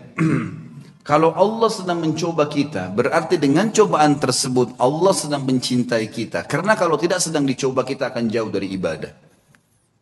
Orang kalau datang cobaan itu, sebenarnya dia makin dekat dengan Allah. Dan umurnya makin pendek untuk menuju ke akhirat. Artinya makin pendek, tidak ada peluang untuk berbuat dosa lagi. Pendek dari sisi kemaksiatan, gitu kan. Dia tidak bisa berbuat dosa lagi karena tidak ada waktu. Antum kalau lagi sakit keras terus diajak ke diskotik, diajak pergi apa, diajak buat apa. Nggak ada waktu. Orang yang buat dosa itu biasanya kalau banyak waktu lihai-lihainya, lagi kosong, lagi nggak ada cobaan, lagi enak, mobil mewah, uang banyak, itu maksiat nanti. Allah dengan maha cintanya kepada hambanya, dengan kemahamurahannya mendatangkan cobaan supaya dia tetap begitu. Biarin dia begitu karena dia Allah tahu. Dengan begitu makin pendek umur untuk bermaksiat, tidak ada waktu bermaksiat dan dia makin dekat dengan akhirat dan itu pahalanya sudah cukup untuk memberikan derajatnya di surga sampai pada target. Seperti itulah. Maka nikmatin tuh cobaan, jangan terlalu banyak mengeluh. Coba nikmatin. Nanti akan kita sebutkan kisahnya. Urwah rahimahullah. Beliau pernah mendatangi seorang khalifah, adiknya lagi Hisham.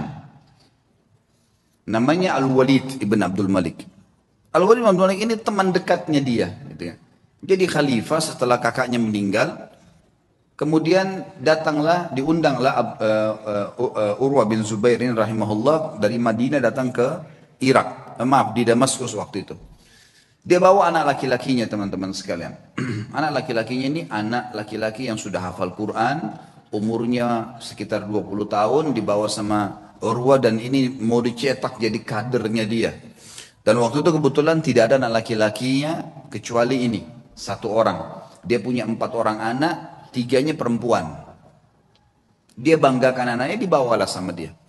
Ringkas cerita begitu memasuk istanahnya Al-Walid rahimahumullah. Kemudian anaknya berkata, ayah, saya ingin melihat kuda-kuda kerajaan. Bisa nggak? Oh ya silahkan, kata ayahnya. Saya akan bertemu dengan Amir Mu'minin, ngobrol. Kamu silahkan lihat. Dia lihatlah. Lagi ngobrol nih, Urwah bin Zubair sama Khalifah Al-Walid, lagi asyik ngobrol, tiba-tiba datang berita. Seorang pengawal masuk ketakutan, tiba-tiba memotong pembicaraan khalifah dan ini adabnya pada saat itu ada peraturan di kerajaan tidak boleh memotong pembicaraan khalifah kecuali penting sekali. Datang ketakutan dan akhirnya dia mengatakan saya harus memotong pembicaraan Anda. Kata mereka, kata Al-Walid, kenapa kamu ini? Ada apa memotong pembicaraan saya? Sahabat saya baru datang terus tiba-tiba dipotong. Ada penting? Ada penyerangan musuh? Dia bilang enggak Amir Mu'minin, ada penting tapi bukan penyerangan musuh. Anaknya Tuan Urwah mati. Tadi di kandang kuda, waktu dia lagi nonton kuda Anda, kuda kerajaan, saking asyiknya sampai kami sudah menahan tapi dia tetap mau mendekat. Ada satu ekor kuda mengangkat kakinya, menendang dadahnya, mati. Sekarang tergeletak mati. Kami bingung mau ngapain nih. Anaknya tadi satu orang laki-laki umur 20 tahun mati. Al-Walid kaget. Ini yang tendang kudanya dia. Mati di kerajaan dia. Tetap dia shock gitu kan, tidak enak. Tapi subhanallah dia balik ke arah Urwah, Urwah senyum. Urwah senyum. Lalu Urwah mengatakan, Inna lillahi wa inna ilahi raji'un. Berikan jenazahnya biar saya ngurus.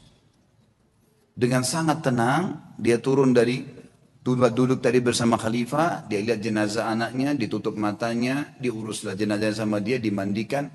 Kata perawi kisah ini, tidak ada setetes pun air mata jatuh dari matanya Urwah. Dia urus jenazahnya selesai.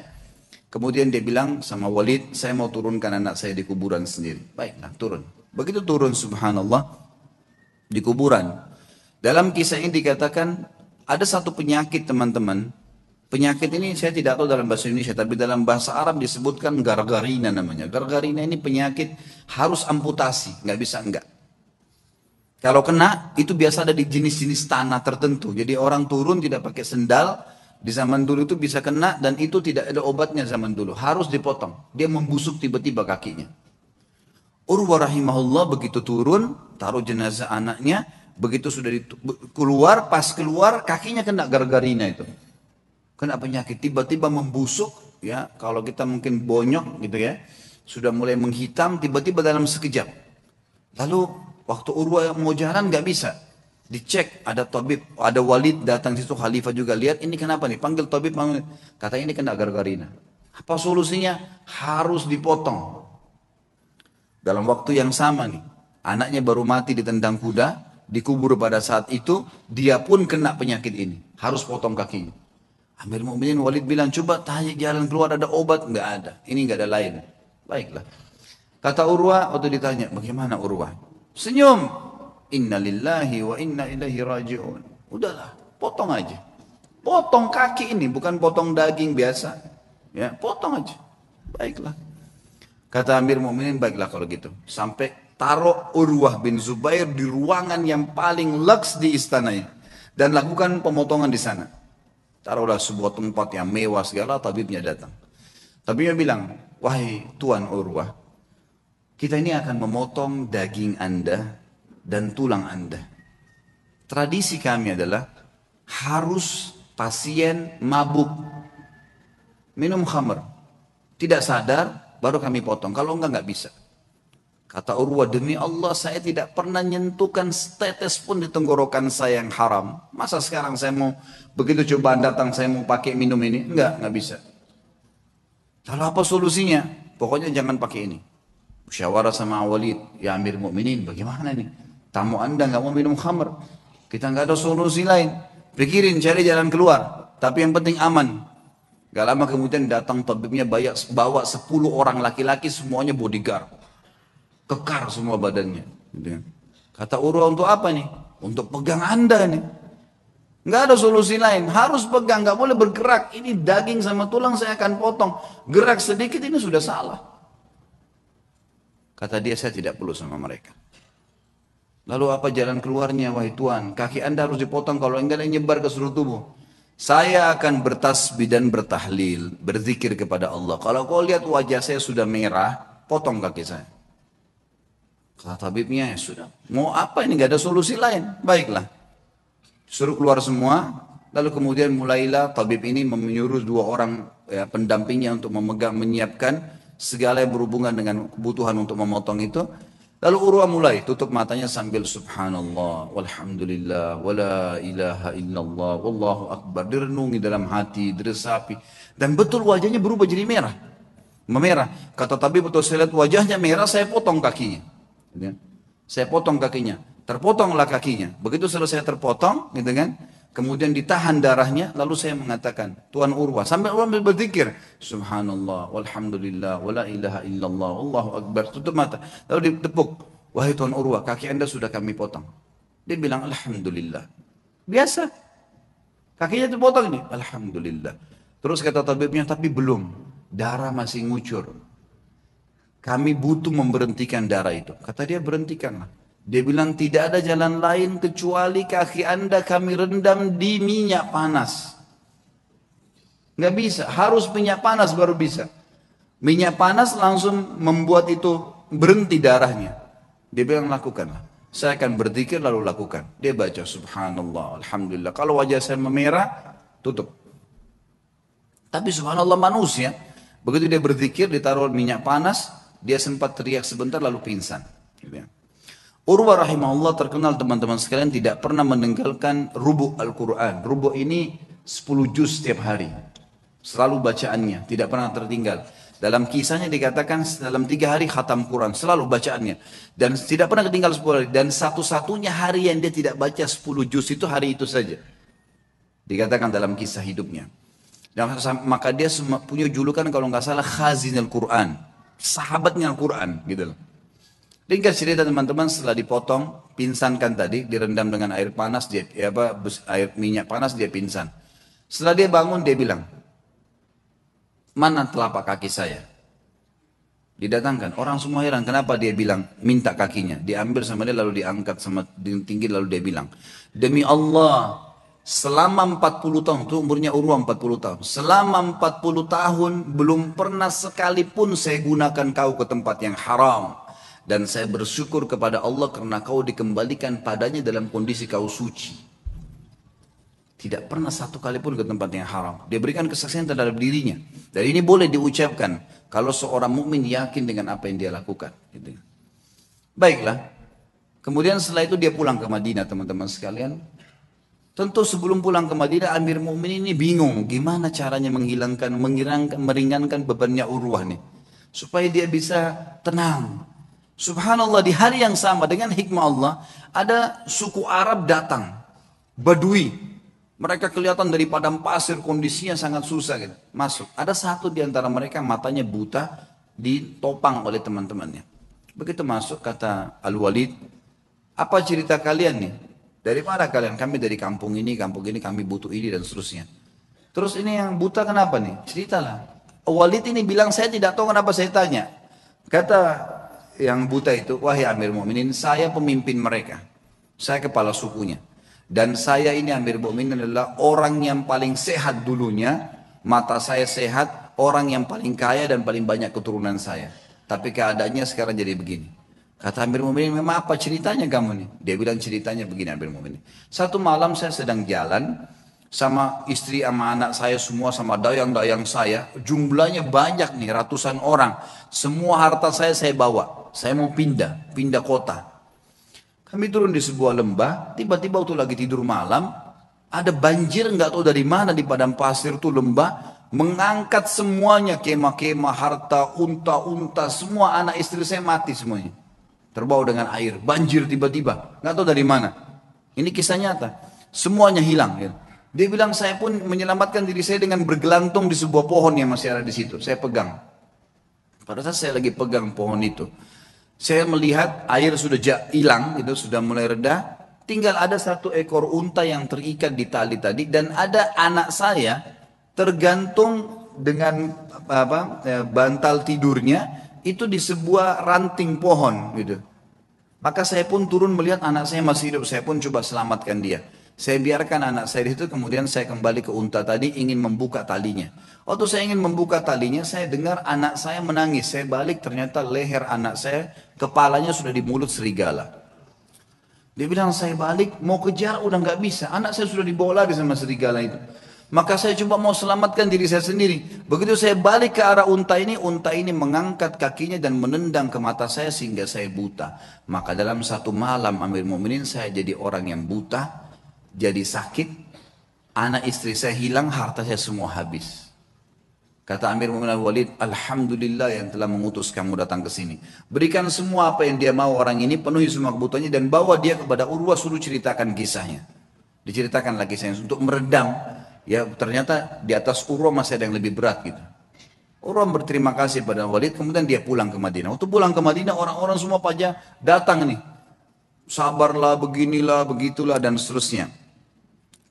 Saya sebutkan dalam bahasa Arab ya. Kemudian pada saat orang banyak mengatakan kepadanya, sabarlah dan seterusnya. Lalu dia mengatakan kepada tamu-tamunya, La yakhluwannakum ma taraun. Jangan sampai kalian merasa sedih dengan apa yang kalian lihat. Atau kalian mungkin menganggap ini sesuatu yang berat. Faqad wahaballahu azza wa jalli arba'a minal banin. Sesungguhnya Allah mengaruniakan saya 4 anak. Fa akhadha wahidan, dia mengambil 1, wa abqali 3, dan masih memberikan saya 3. Falahul hamd, maka saya bersyukur dengan itu, dengan matinya anak saya. Wa a'tani 4 minal atraf, dan memberikan kepada saya 4, 2 tangan 2 kaki. Fa akhadha minhu wahidan, dan dia cuma ambil 1 saja. Wa abqali 3, falahul hamd. Dia meninggalkan 3, saya bersyukur dengan itu. Kakinya dipotong bisa bersyukur. Luar biasa. Ya. Fa wallahi, demi Allah dia bilang, dia motivasi dirinya dan juga motivasi kepada orang yang dengar. Lau akhadallahu minni qalila, kalau seandainya Allah mengambil sedikit dari saya, faqad abqali katsira, dia telah meninggalkan buat saya hal yang banyak. Fa in ibtalani marrah, kalau dia coba saya dengan 1 kali, faqad talama afani marrat, dan dia telah memaafkan saya dan menyelamatkan saya dalam banyak kejadian yang lain. Semua orang pun akhirnya berterima kasih pada Urwah dan akhirnya mereka pergi. Dan beliau berkata kepada anak-anaknya pada saat itu untuk menjelaskan apa yang membuat dia kekar seperti itu. Ya baniya, wahai anak-anakku, yang masih hidup ada 3 orang, ada istrinya, semua keluarganya masih ada. Ta'allamul ilm, belajarlah ilmu agama yang benar. Waktuhu haqqah, dan lowongkan waktu untuk itu, kasih haknya. Jangan cuma anggap remeh kapan ada waktu taklim, enggak. Lowongkan waktu, harus setiap hari dengar ilmu. Innakum in takunu sighara qaumin, kalau seandainya hari ini kalian menjadi orang yang kecil, fa'asallahu an yaj'alakum bil ilmi kubara'al qaum, maka satu waktu pasti Allah jadikan kalian orang yang besar karena ilmu itu.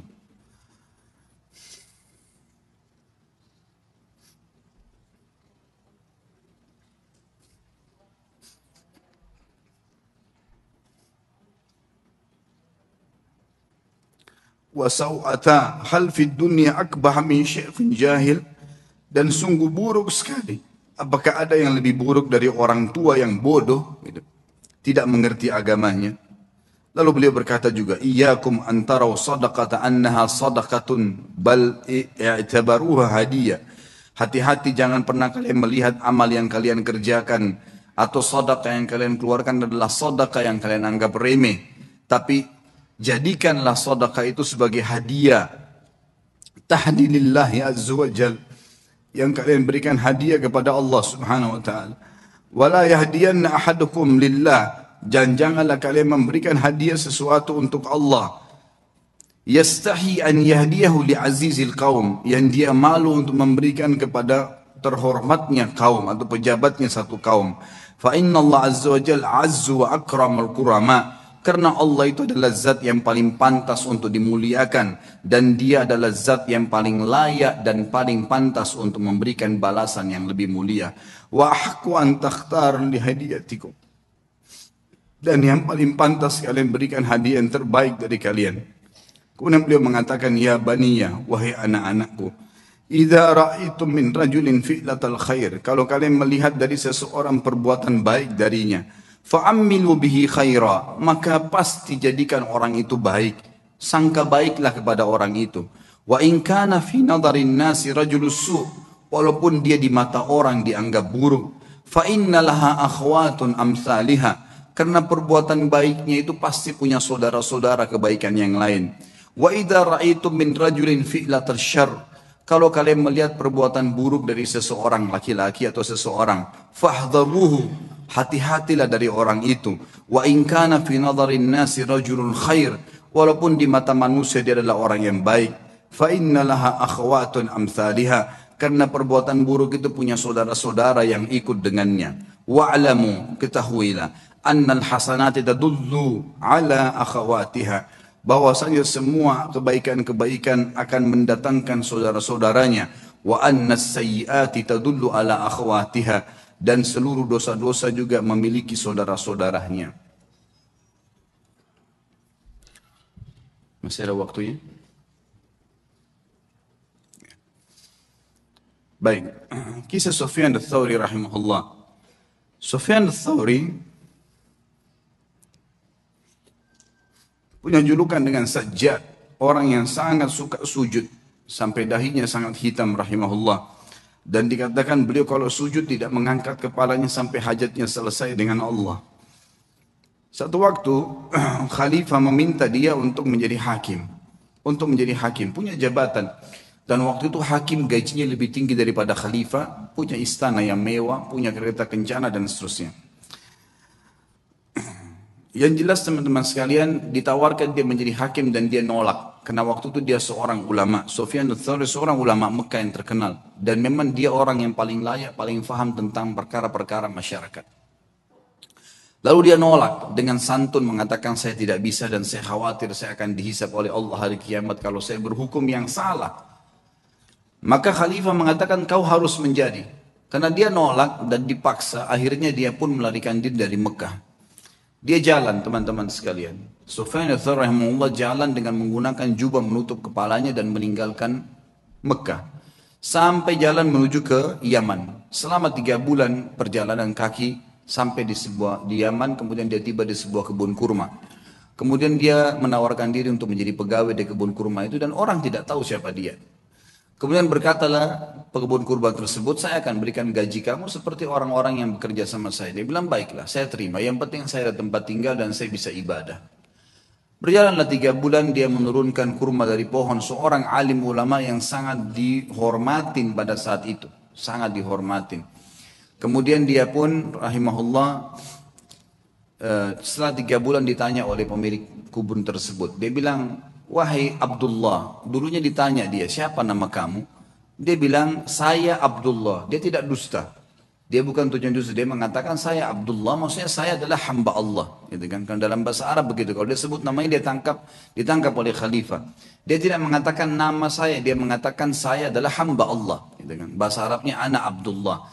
Pokoknya pemilik kebun menangkap namanya Abdullah, dipanggil, wahai Abdullah kesinilah. Datanglah Sufyan rahimahullah, lalu ditanya, apa perbedaan antara kurma kami dengan kurma kalian?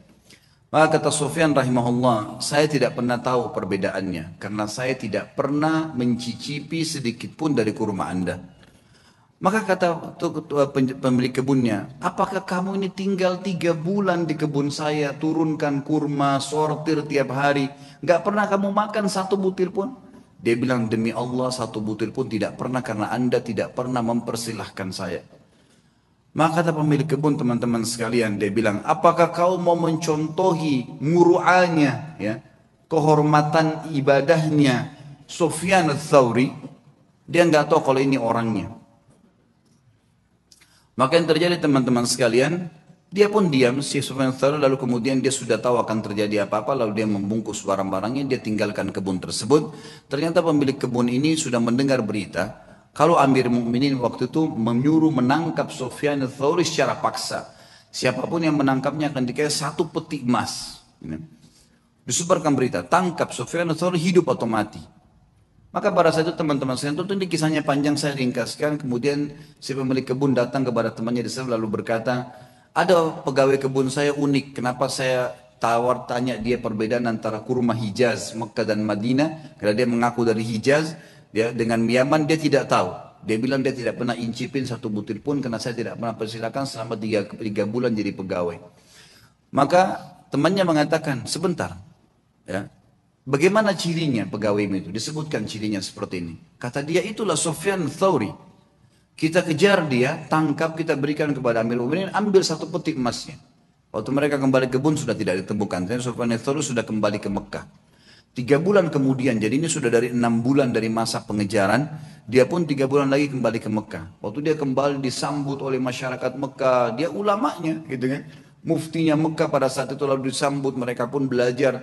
Lalu beberapa ulama lain menasihati mengatakan, wahai Sufyan, Amir Mukminin sudah sangat marah. Dia akan menghukummu. Dia bilang, saya lebih takut dengan raja yang sebenarnya. Karena kalau saya salah berhukum maka akan jadi masalah. Dan dia harus bisa mengerti, saya tidak bisa memaksakan diri. Gitu kan. Harusnya dia bisa memaklumi dan masih banyak orang-orang yang bisa dijadikan sebagai pengganti saya.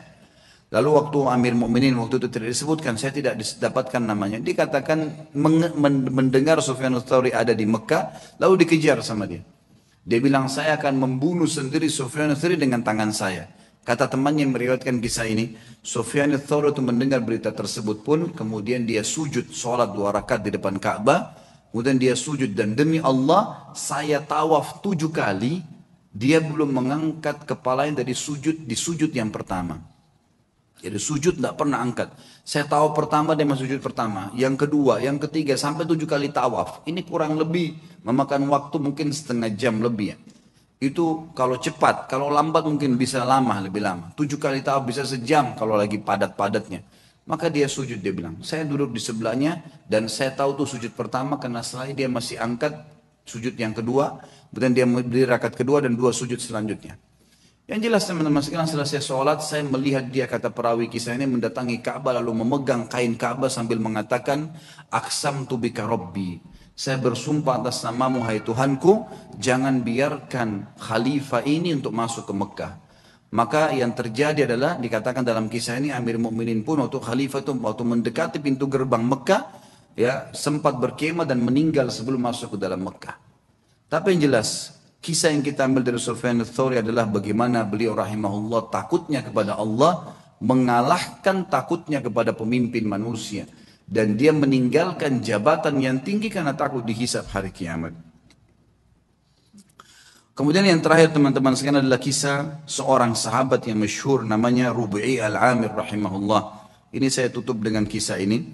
Rub'i bin Amir rahimahullah adalah seorang ulama, bukan seorang ulama, salah satu pasukan perangnya Sa'ad bin Abi Waqqas yang akan masuk, yang diutus oleh Sa'ad bin Waqqas untuk mendatangi ya Rustum. Rustum ini adalah panglima perangnya Romawi, Persia, panglima perangnya Persia. Rubi' al-Amir bin Amir rahimahullah ini terkenal sekali orangnya. Waktu dipanggil oleh Umar bin Khattab untuk berjihad, maka dia pun mengambil panci masaknya yang dia letakkan di kepalanya. Karena tidak punya topi untuk berperang. Panci masak dipakai jadi topi, kemudian pisau dapur dibawa untuk berperang. Dia tidak punya pedang. Dia nunggangi keledainya yang tua, ikut di pasukan. Oleh Amir Mu'minin Umar bin Khattab disuruh jalan. Subhanallah, Sa'ad bin Abi Waqqas waktu itu diutus pasukan oleh Umar bin Khattab dengan 30.000 pasukan menghadapi 240.000 pasukan Persia. Dan Persia kaget. Waktu mereka pun tahu 240.000, mereka tidak mundur sedikit pun. Maka Rustum ini ahli perang. Dia bilang, saya mau tahu dulu bagaimana sih kekuatan 30.000 itu kok berani benar. Gitu kan? Seperti apa sih kekuatan mereka? Dikirimlah surat kepada Sa'ad bin Waqqas negosiasi. Datanglah 1-2 orang terus menerus negosiasi dan semuanya hampir sama perkataannya. Tapi yang paling pertama datang adalah Rubi' bin Amir rahimahullah radhiyallahu anhu. Sahabat Nabi yang mulia ini datang dengan keledainya. Gitu kan? Dia bawa pisau dapur dan ada tombak yang dia pinjam dari temannya. Dia datang, begitu tiba di istana, kata Rustum, buat dia tidak masuk ke istana kecuali sudah hormat dengan saya. Dan hiasi semua istana ini dengan emas. Semuanya, pintu gerbangnya hiasi dengan emas. Semuanya taruh harta-harta gelimpangin gitu. Buat mereka mau tahu gila harta enggak ini. Semuanya. Bantal-bantal semua singgasana hiasi dengan emas. Semuanya taruh emas, geletakin emas di sana sini. Dibuat semewah mungkin. Waktu datang Rubi'i radhiyallahu anhu, begitu melihat kejadian tersebut, dia turun dari keledainya, lalu dia mengatakan, bagaimana dengan undangan kalian? Kata mereka, kau tidak bisa masuk kecuali kau harus menghormati Rustum. Mengatakan, wahai Rustum yang terhormat, saya pamit mau masuk. Kata Rubi'i, saya tamu, dan saya yang harus dipamiti untuk masuk, bukan saya yang pamit. Lalu Rubi'i melihat di situ ada tikar permadani, di atasnya banyak emas. Sama beliau disingkirin emasnya, permadana itu diambil, dipotong pakai pisaunya dia. Dibelah dua. Diambil, ditaruh di keledainya. Dianggap sebagai ghanimah, harta rampasan perang. Ditaruh sama dia. Kemudian dia mengatakan, ini pembukaan harta rampasan perang kami kalau kau tidak buka pintu gerbang. Sendirian. Dan Rubi' ini perlu anda tahu orangnya pendek, kecil. Bukan orang yang tinggi kekar. Orang-orang Persia waktu itu tinggi besar. Kekar-kekar semuanya. Diberitakan ke dalam. Kata Rustum, baiklah. Tutup pintu gerbang, buka sedikit saja. Supaya dia masuk tunduk kepada saya. Diperintahkan masuk, pintu gerbang dibuka sedikit. Memang tidak bisa orang masuk, harus tunduk. Maka Rubi' lihat, subhanallah, Allah memberikan orang beriman itu hatinya bisa melihat, ya. Dia bisa membaca, namanya firasatul mu'min.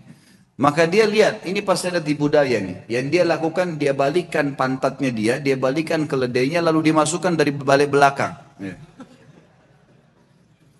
Sehingga yang tadinya dia harus tunduk, ini dibalik, jadi bokongnya yang di belakang. Dilaporkan ke Rustum, ini yang dilakukan sama orang ini. Malah sekarang dihinain. Lalu dia naik keledainya, dia jalan. Subhanallah, tuh dia jalan, dia tidak turun dari keledai. Keledainya dimasukkan di istana Rustum dengan karpet-karpet yang mewah. Pisau dapurnya dipakai, bolong-bolongin bantal tuh semua. Bantal-bantal yang mewah. Semua ini karpetnya ditusuk-tusuk dengan tombaknya sama dia. Sampai tiba depan Rustum. Panci di atas kepalanya, pisau di tangannya. Tombak di tangan, pisau tangan kanan, ini tangan kiri, tombaknya. Kata Rustum, dipanggil penterjemah.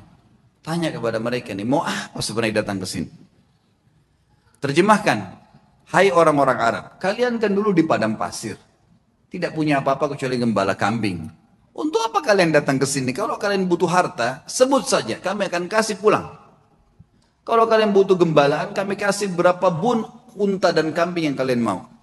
Kalau kalian ingin jabatan, kami akan jadikan, pilih siapa yang terbaik, kami akan jadikan sebagai pemimpin kalian, dan kami akan kasih gaji. Lalu jawaban Rubi'i, rahimahullah, ini orang kalau sudah mengenal Tuhannya, dia mengatakan, Kami datang dari sana tidak butuh dengan harta yang sedang kau pamerkan ini. Dan kami datang mengeluarkan seluruh hamba termasuk kamu dan kami dari menyembah makhluk kepada menyembah pencipta sang makhluk. Itu saja. Kalau kau patuh, maka kau dengan kerajaanmu kami akan pulang. Hukum Allah. Berhenti menyembah, karena waktu itu raja mereka Kisra dianggap Tuhan. Berhenti menginjak Kisra. Kisra pun tetap dengan kerajaannya, kau tetap sebagai panglima perangnya, semua kau milikin, tidak ada yang hilang di sini. Cuma itu saja, kemudian kami pulang. Lalu kata si Rustum, baiklah kalau gitu, izinkan kami berpikir, mungkin butuh waktu. Kata Rub'i, berapa lama kalian butuh? Sehari, 2 hari? Kata Rustum tidak. Mungkin kami butuh 2 bulan, 3 bulan berpikir, musyawarah dulu. Kata Rub'i, saya hanya kasih kalian waktu maksimal 3 hari. Karena pemimpin kami Nabi SAW mengizinkan musuh berpikir 3 hari maksimal. Tidak boleh lebih daripada itu. Kata Rustum, terjemahkan ke orang ini. Ini siapa? Pemimpin mereka. Kata Rub'i, terjemahkan, kau pemimpinnya? Dia bilang bukan. Saya pasukan yang paling di belakang. Gitu. Saya ini pasukan yang paling biasa, prajurit yang paling biasa. Kata Rustum, terjemahkan lagi, kenapa kok kau bisa ambil keputusan begitu? Dia bilang, dijawab sama dia, karena agama kami mengajarkan dari pemimpin muslim sampai masyarakat biasanya keputusannya satu. Kalau saya sudah berikan amanah, keamanan, semua harus patuh terhadap pemimpin saya. Muslim semua begitu. Kami satu jasad. Kata Rustum, baiklah, izinkan pulang orang ini. Begitu diizinkan pulang, kata Rustum, tulis surat kepada Kisra. Ini yang sedang kita hadapin nih, semuanya 30.000 manusia yang kayak gini nih. Ini untuk dihadapin susah nih. Gak bisa, keras, tegas, dan memang maunya, gak bisa. Harus begitu. Tidak ada jalan lain, urusan tangan Anda. Berperang atau kita mengalah saja. Ini gak bisa. Karena Kisra gak berhadapan sama pasukan muslimin, dianggap kuat, udahlah pasukan, perang aja, lawan. Gitu kan. Sehingga tidak terjadi peperangan tentunya. Tapi yang kita ambil pelajaran bagaimana Rub'i radhiyallahu anhu teman-teman. Orang kalau mengenal Allah, harta jadi kecil buat dia. Ya. Semua apapun yang Allah haramkan ditinggalkan. Seindah apapun itu. Berapa banyak kisah tadi yang kita sebutkan. Anak muda yang meninggalkan perzinahan dengan menaruh kotoran di bajunya. Berapa banyak orang-orang soleh yang sudah kita sebutkan kisahnya. Yang jelas yang kita simpulkan teman-teman sekalian berhubungan dengan Rabbul Alamin. Sering komunikasi dengan dia sebagaimana dia sudah ajarkan kepada kita semua. Mau keluar rumah ada doanya. Mau masuk rumah ada doanya. Mau makan ada doanya. Habis makan ada doanya. Doa itu apa? Komunikasi dengan Allah. Keluar rumah bismillahi tawakkaltu ala Allah. Dengan nama Allah saya bertawakal menyerahkan diri kepadanya. Kata Nabi SAW, kata Allah SWT, "Wa may tawakkalullahi fahuwa hasbuh." Yang bertawakal pada Allah, Allah jadi pencukup baginya. Seorang syekh pernah menangkap di Riyadh seorang penyihir besar. Penyihir terbesar ini datang dari Afrika, ditangkap. Waktu ketangkap, dia tanya syekhnya, saya nonton cuplikannya, dia bilang, bagaimana Anda bisa menangkap saya? Padahal saya menaruh ribuan jin di depan saya. Tidak pernah saya bisa ditembus nih, baru kali ini dia bilang, ada yang bisa tembus dari Anda. Dia bilang, karena kamu bodoh dan kamu tidak mengerti. Kalau saya keluar dari rumah saya tadi, saya membaca apa yang diajarkan oleh Rasulullah SAW. Bismillahirrahmanirrahim. Saya bertawakal kepada Allah. Dengan nama Allah saya tawakal kepada Allah. La hawla wa la quwata illa billah. Tidak ada yang kekuatan kecuali milik Allah. Dan saya yakin dengan doa saya dan kata Nabi SAW.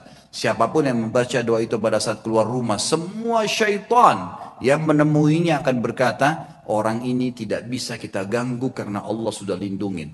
Itu sebabnya saya bisa tembus kamu. Bukan cuma itu. Saya akan laporkan kamu dan kepala kamu akan dipenggal karena kamu seorang penyihir. Ditangkaplah penyihir tersebut teman-teman sekalian. Hubungan dengan zat sang pencipta yang maha kaya. Menciptakan semuanya. Itu adalah hubungan yang paling baik. Maka jalinlah hubungan yang baik dengan Allah. Maka Allah akan baikkan semua. Sebagai berutup kata-kata saya. Kata Nabi SAW. Siapapun yang berbuat perbuatan yang Allah ridha. Allah cintai perbuatan tersebut, Allah akan buat semua makhluk mencintainya.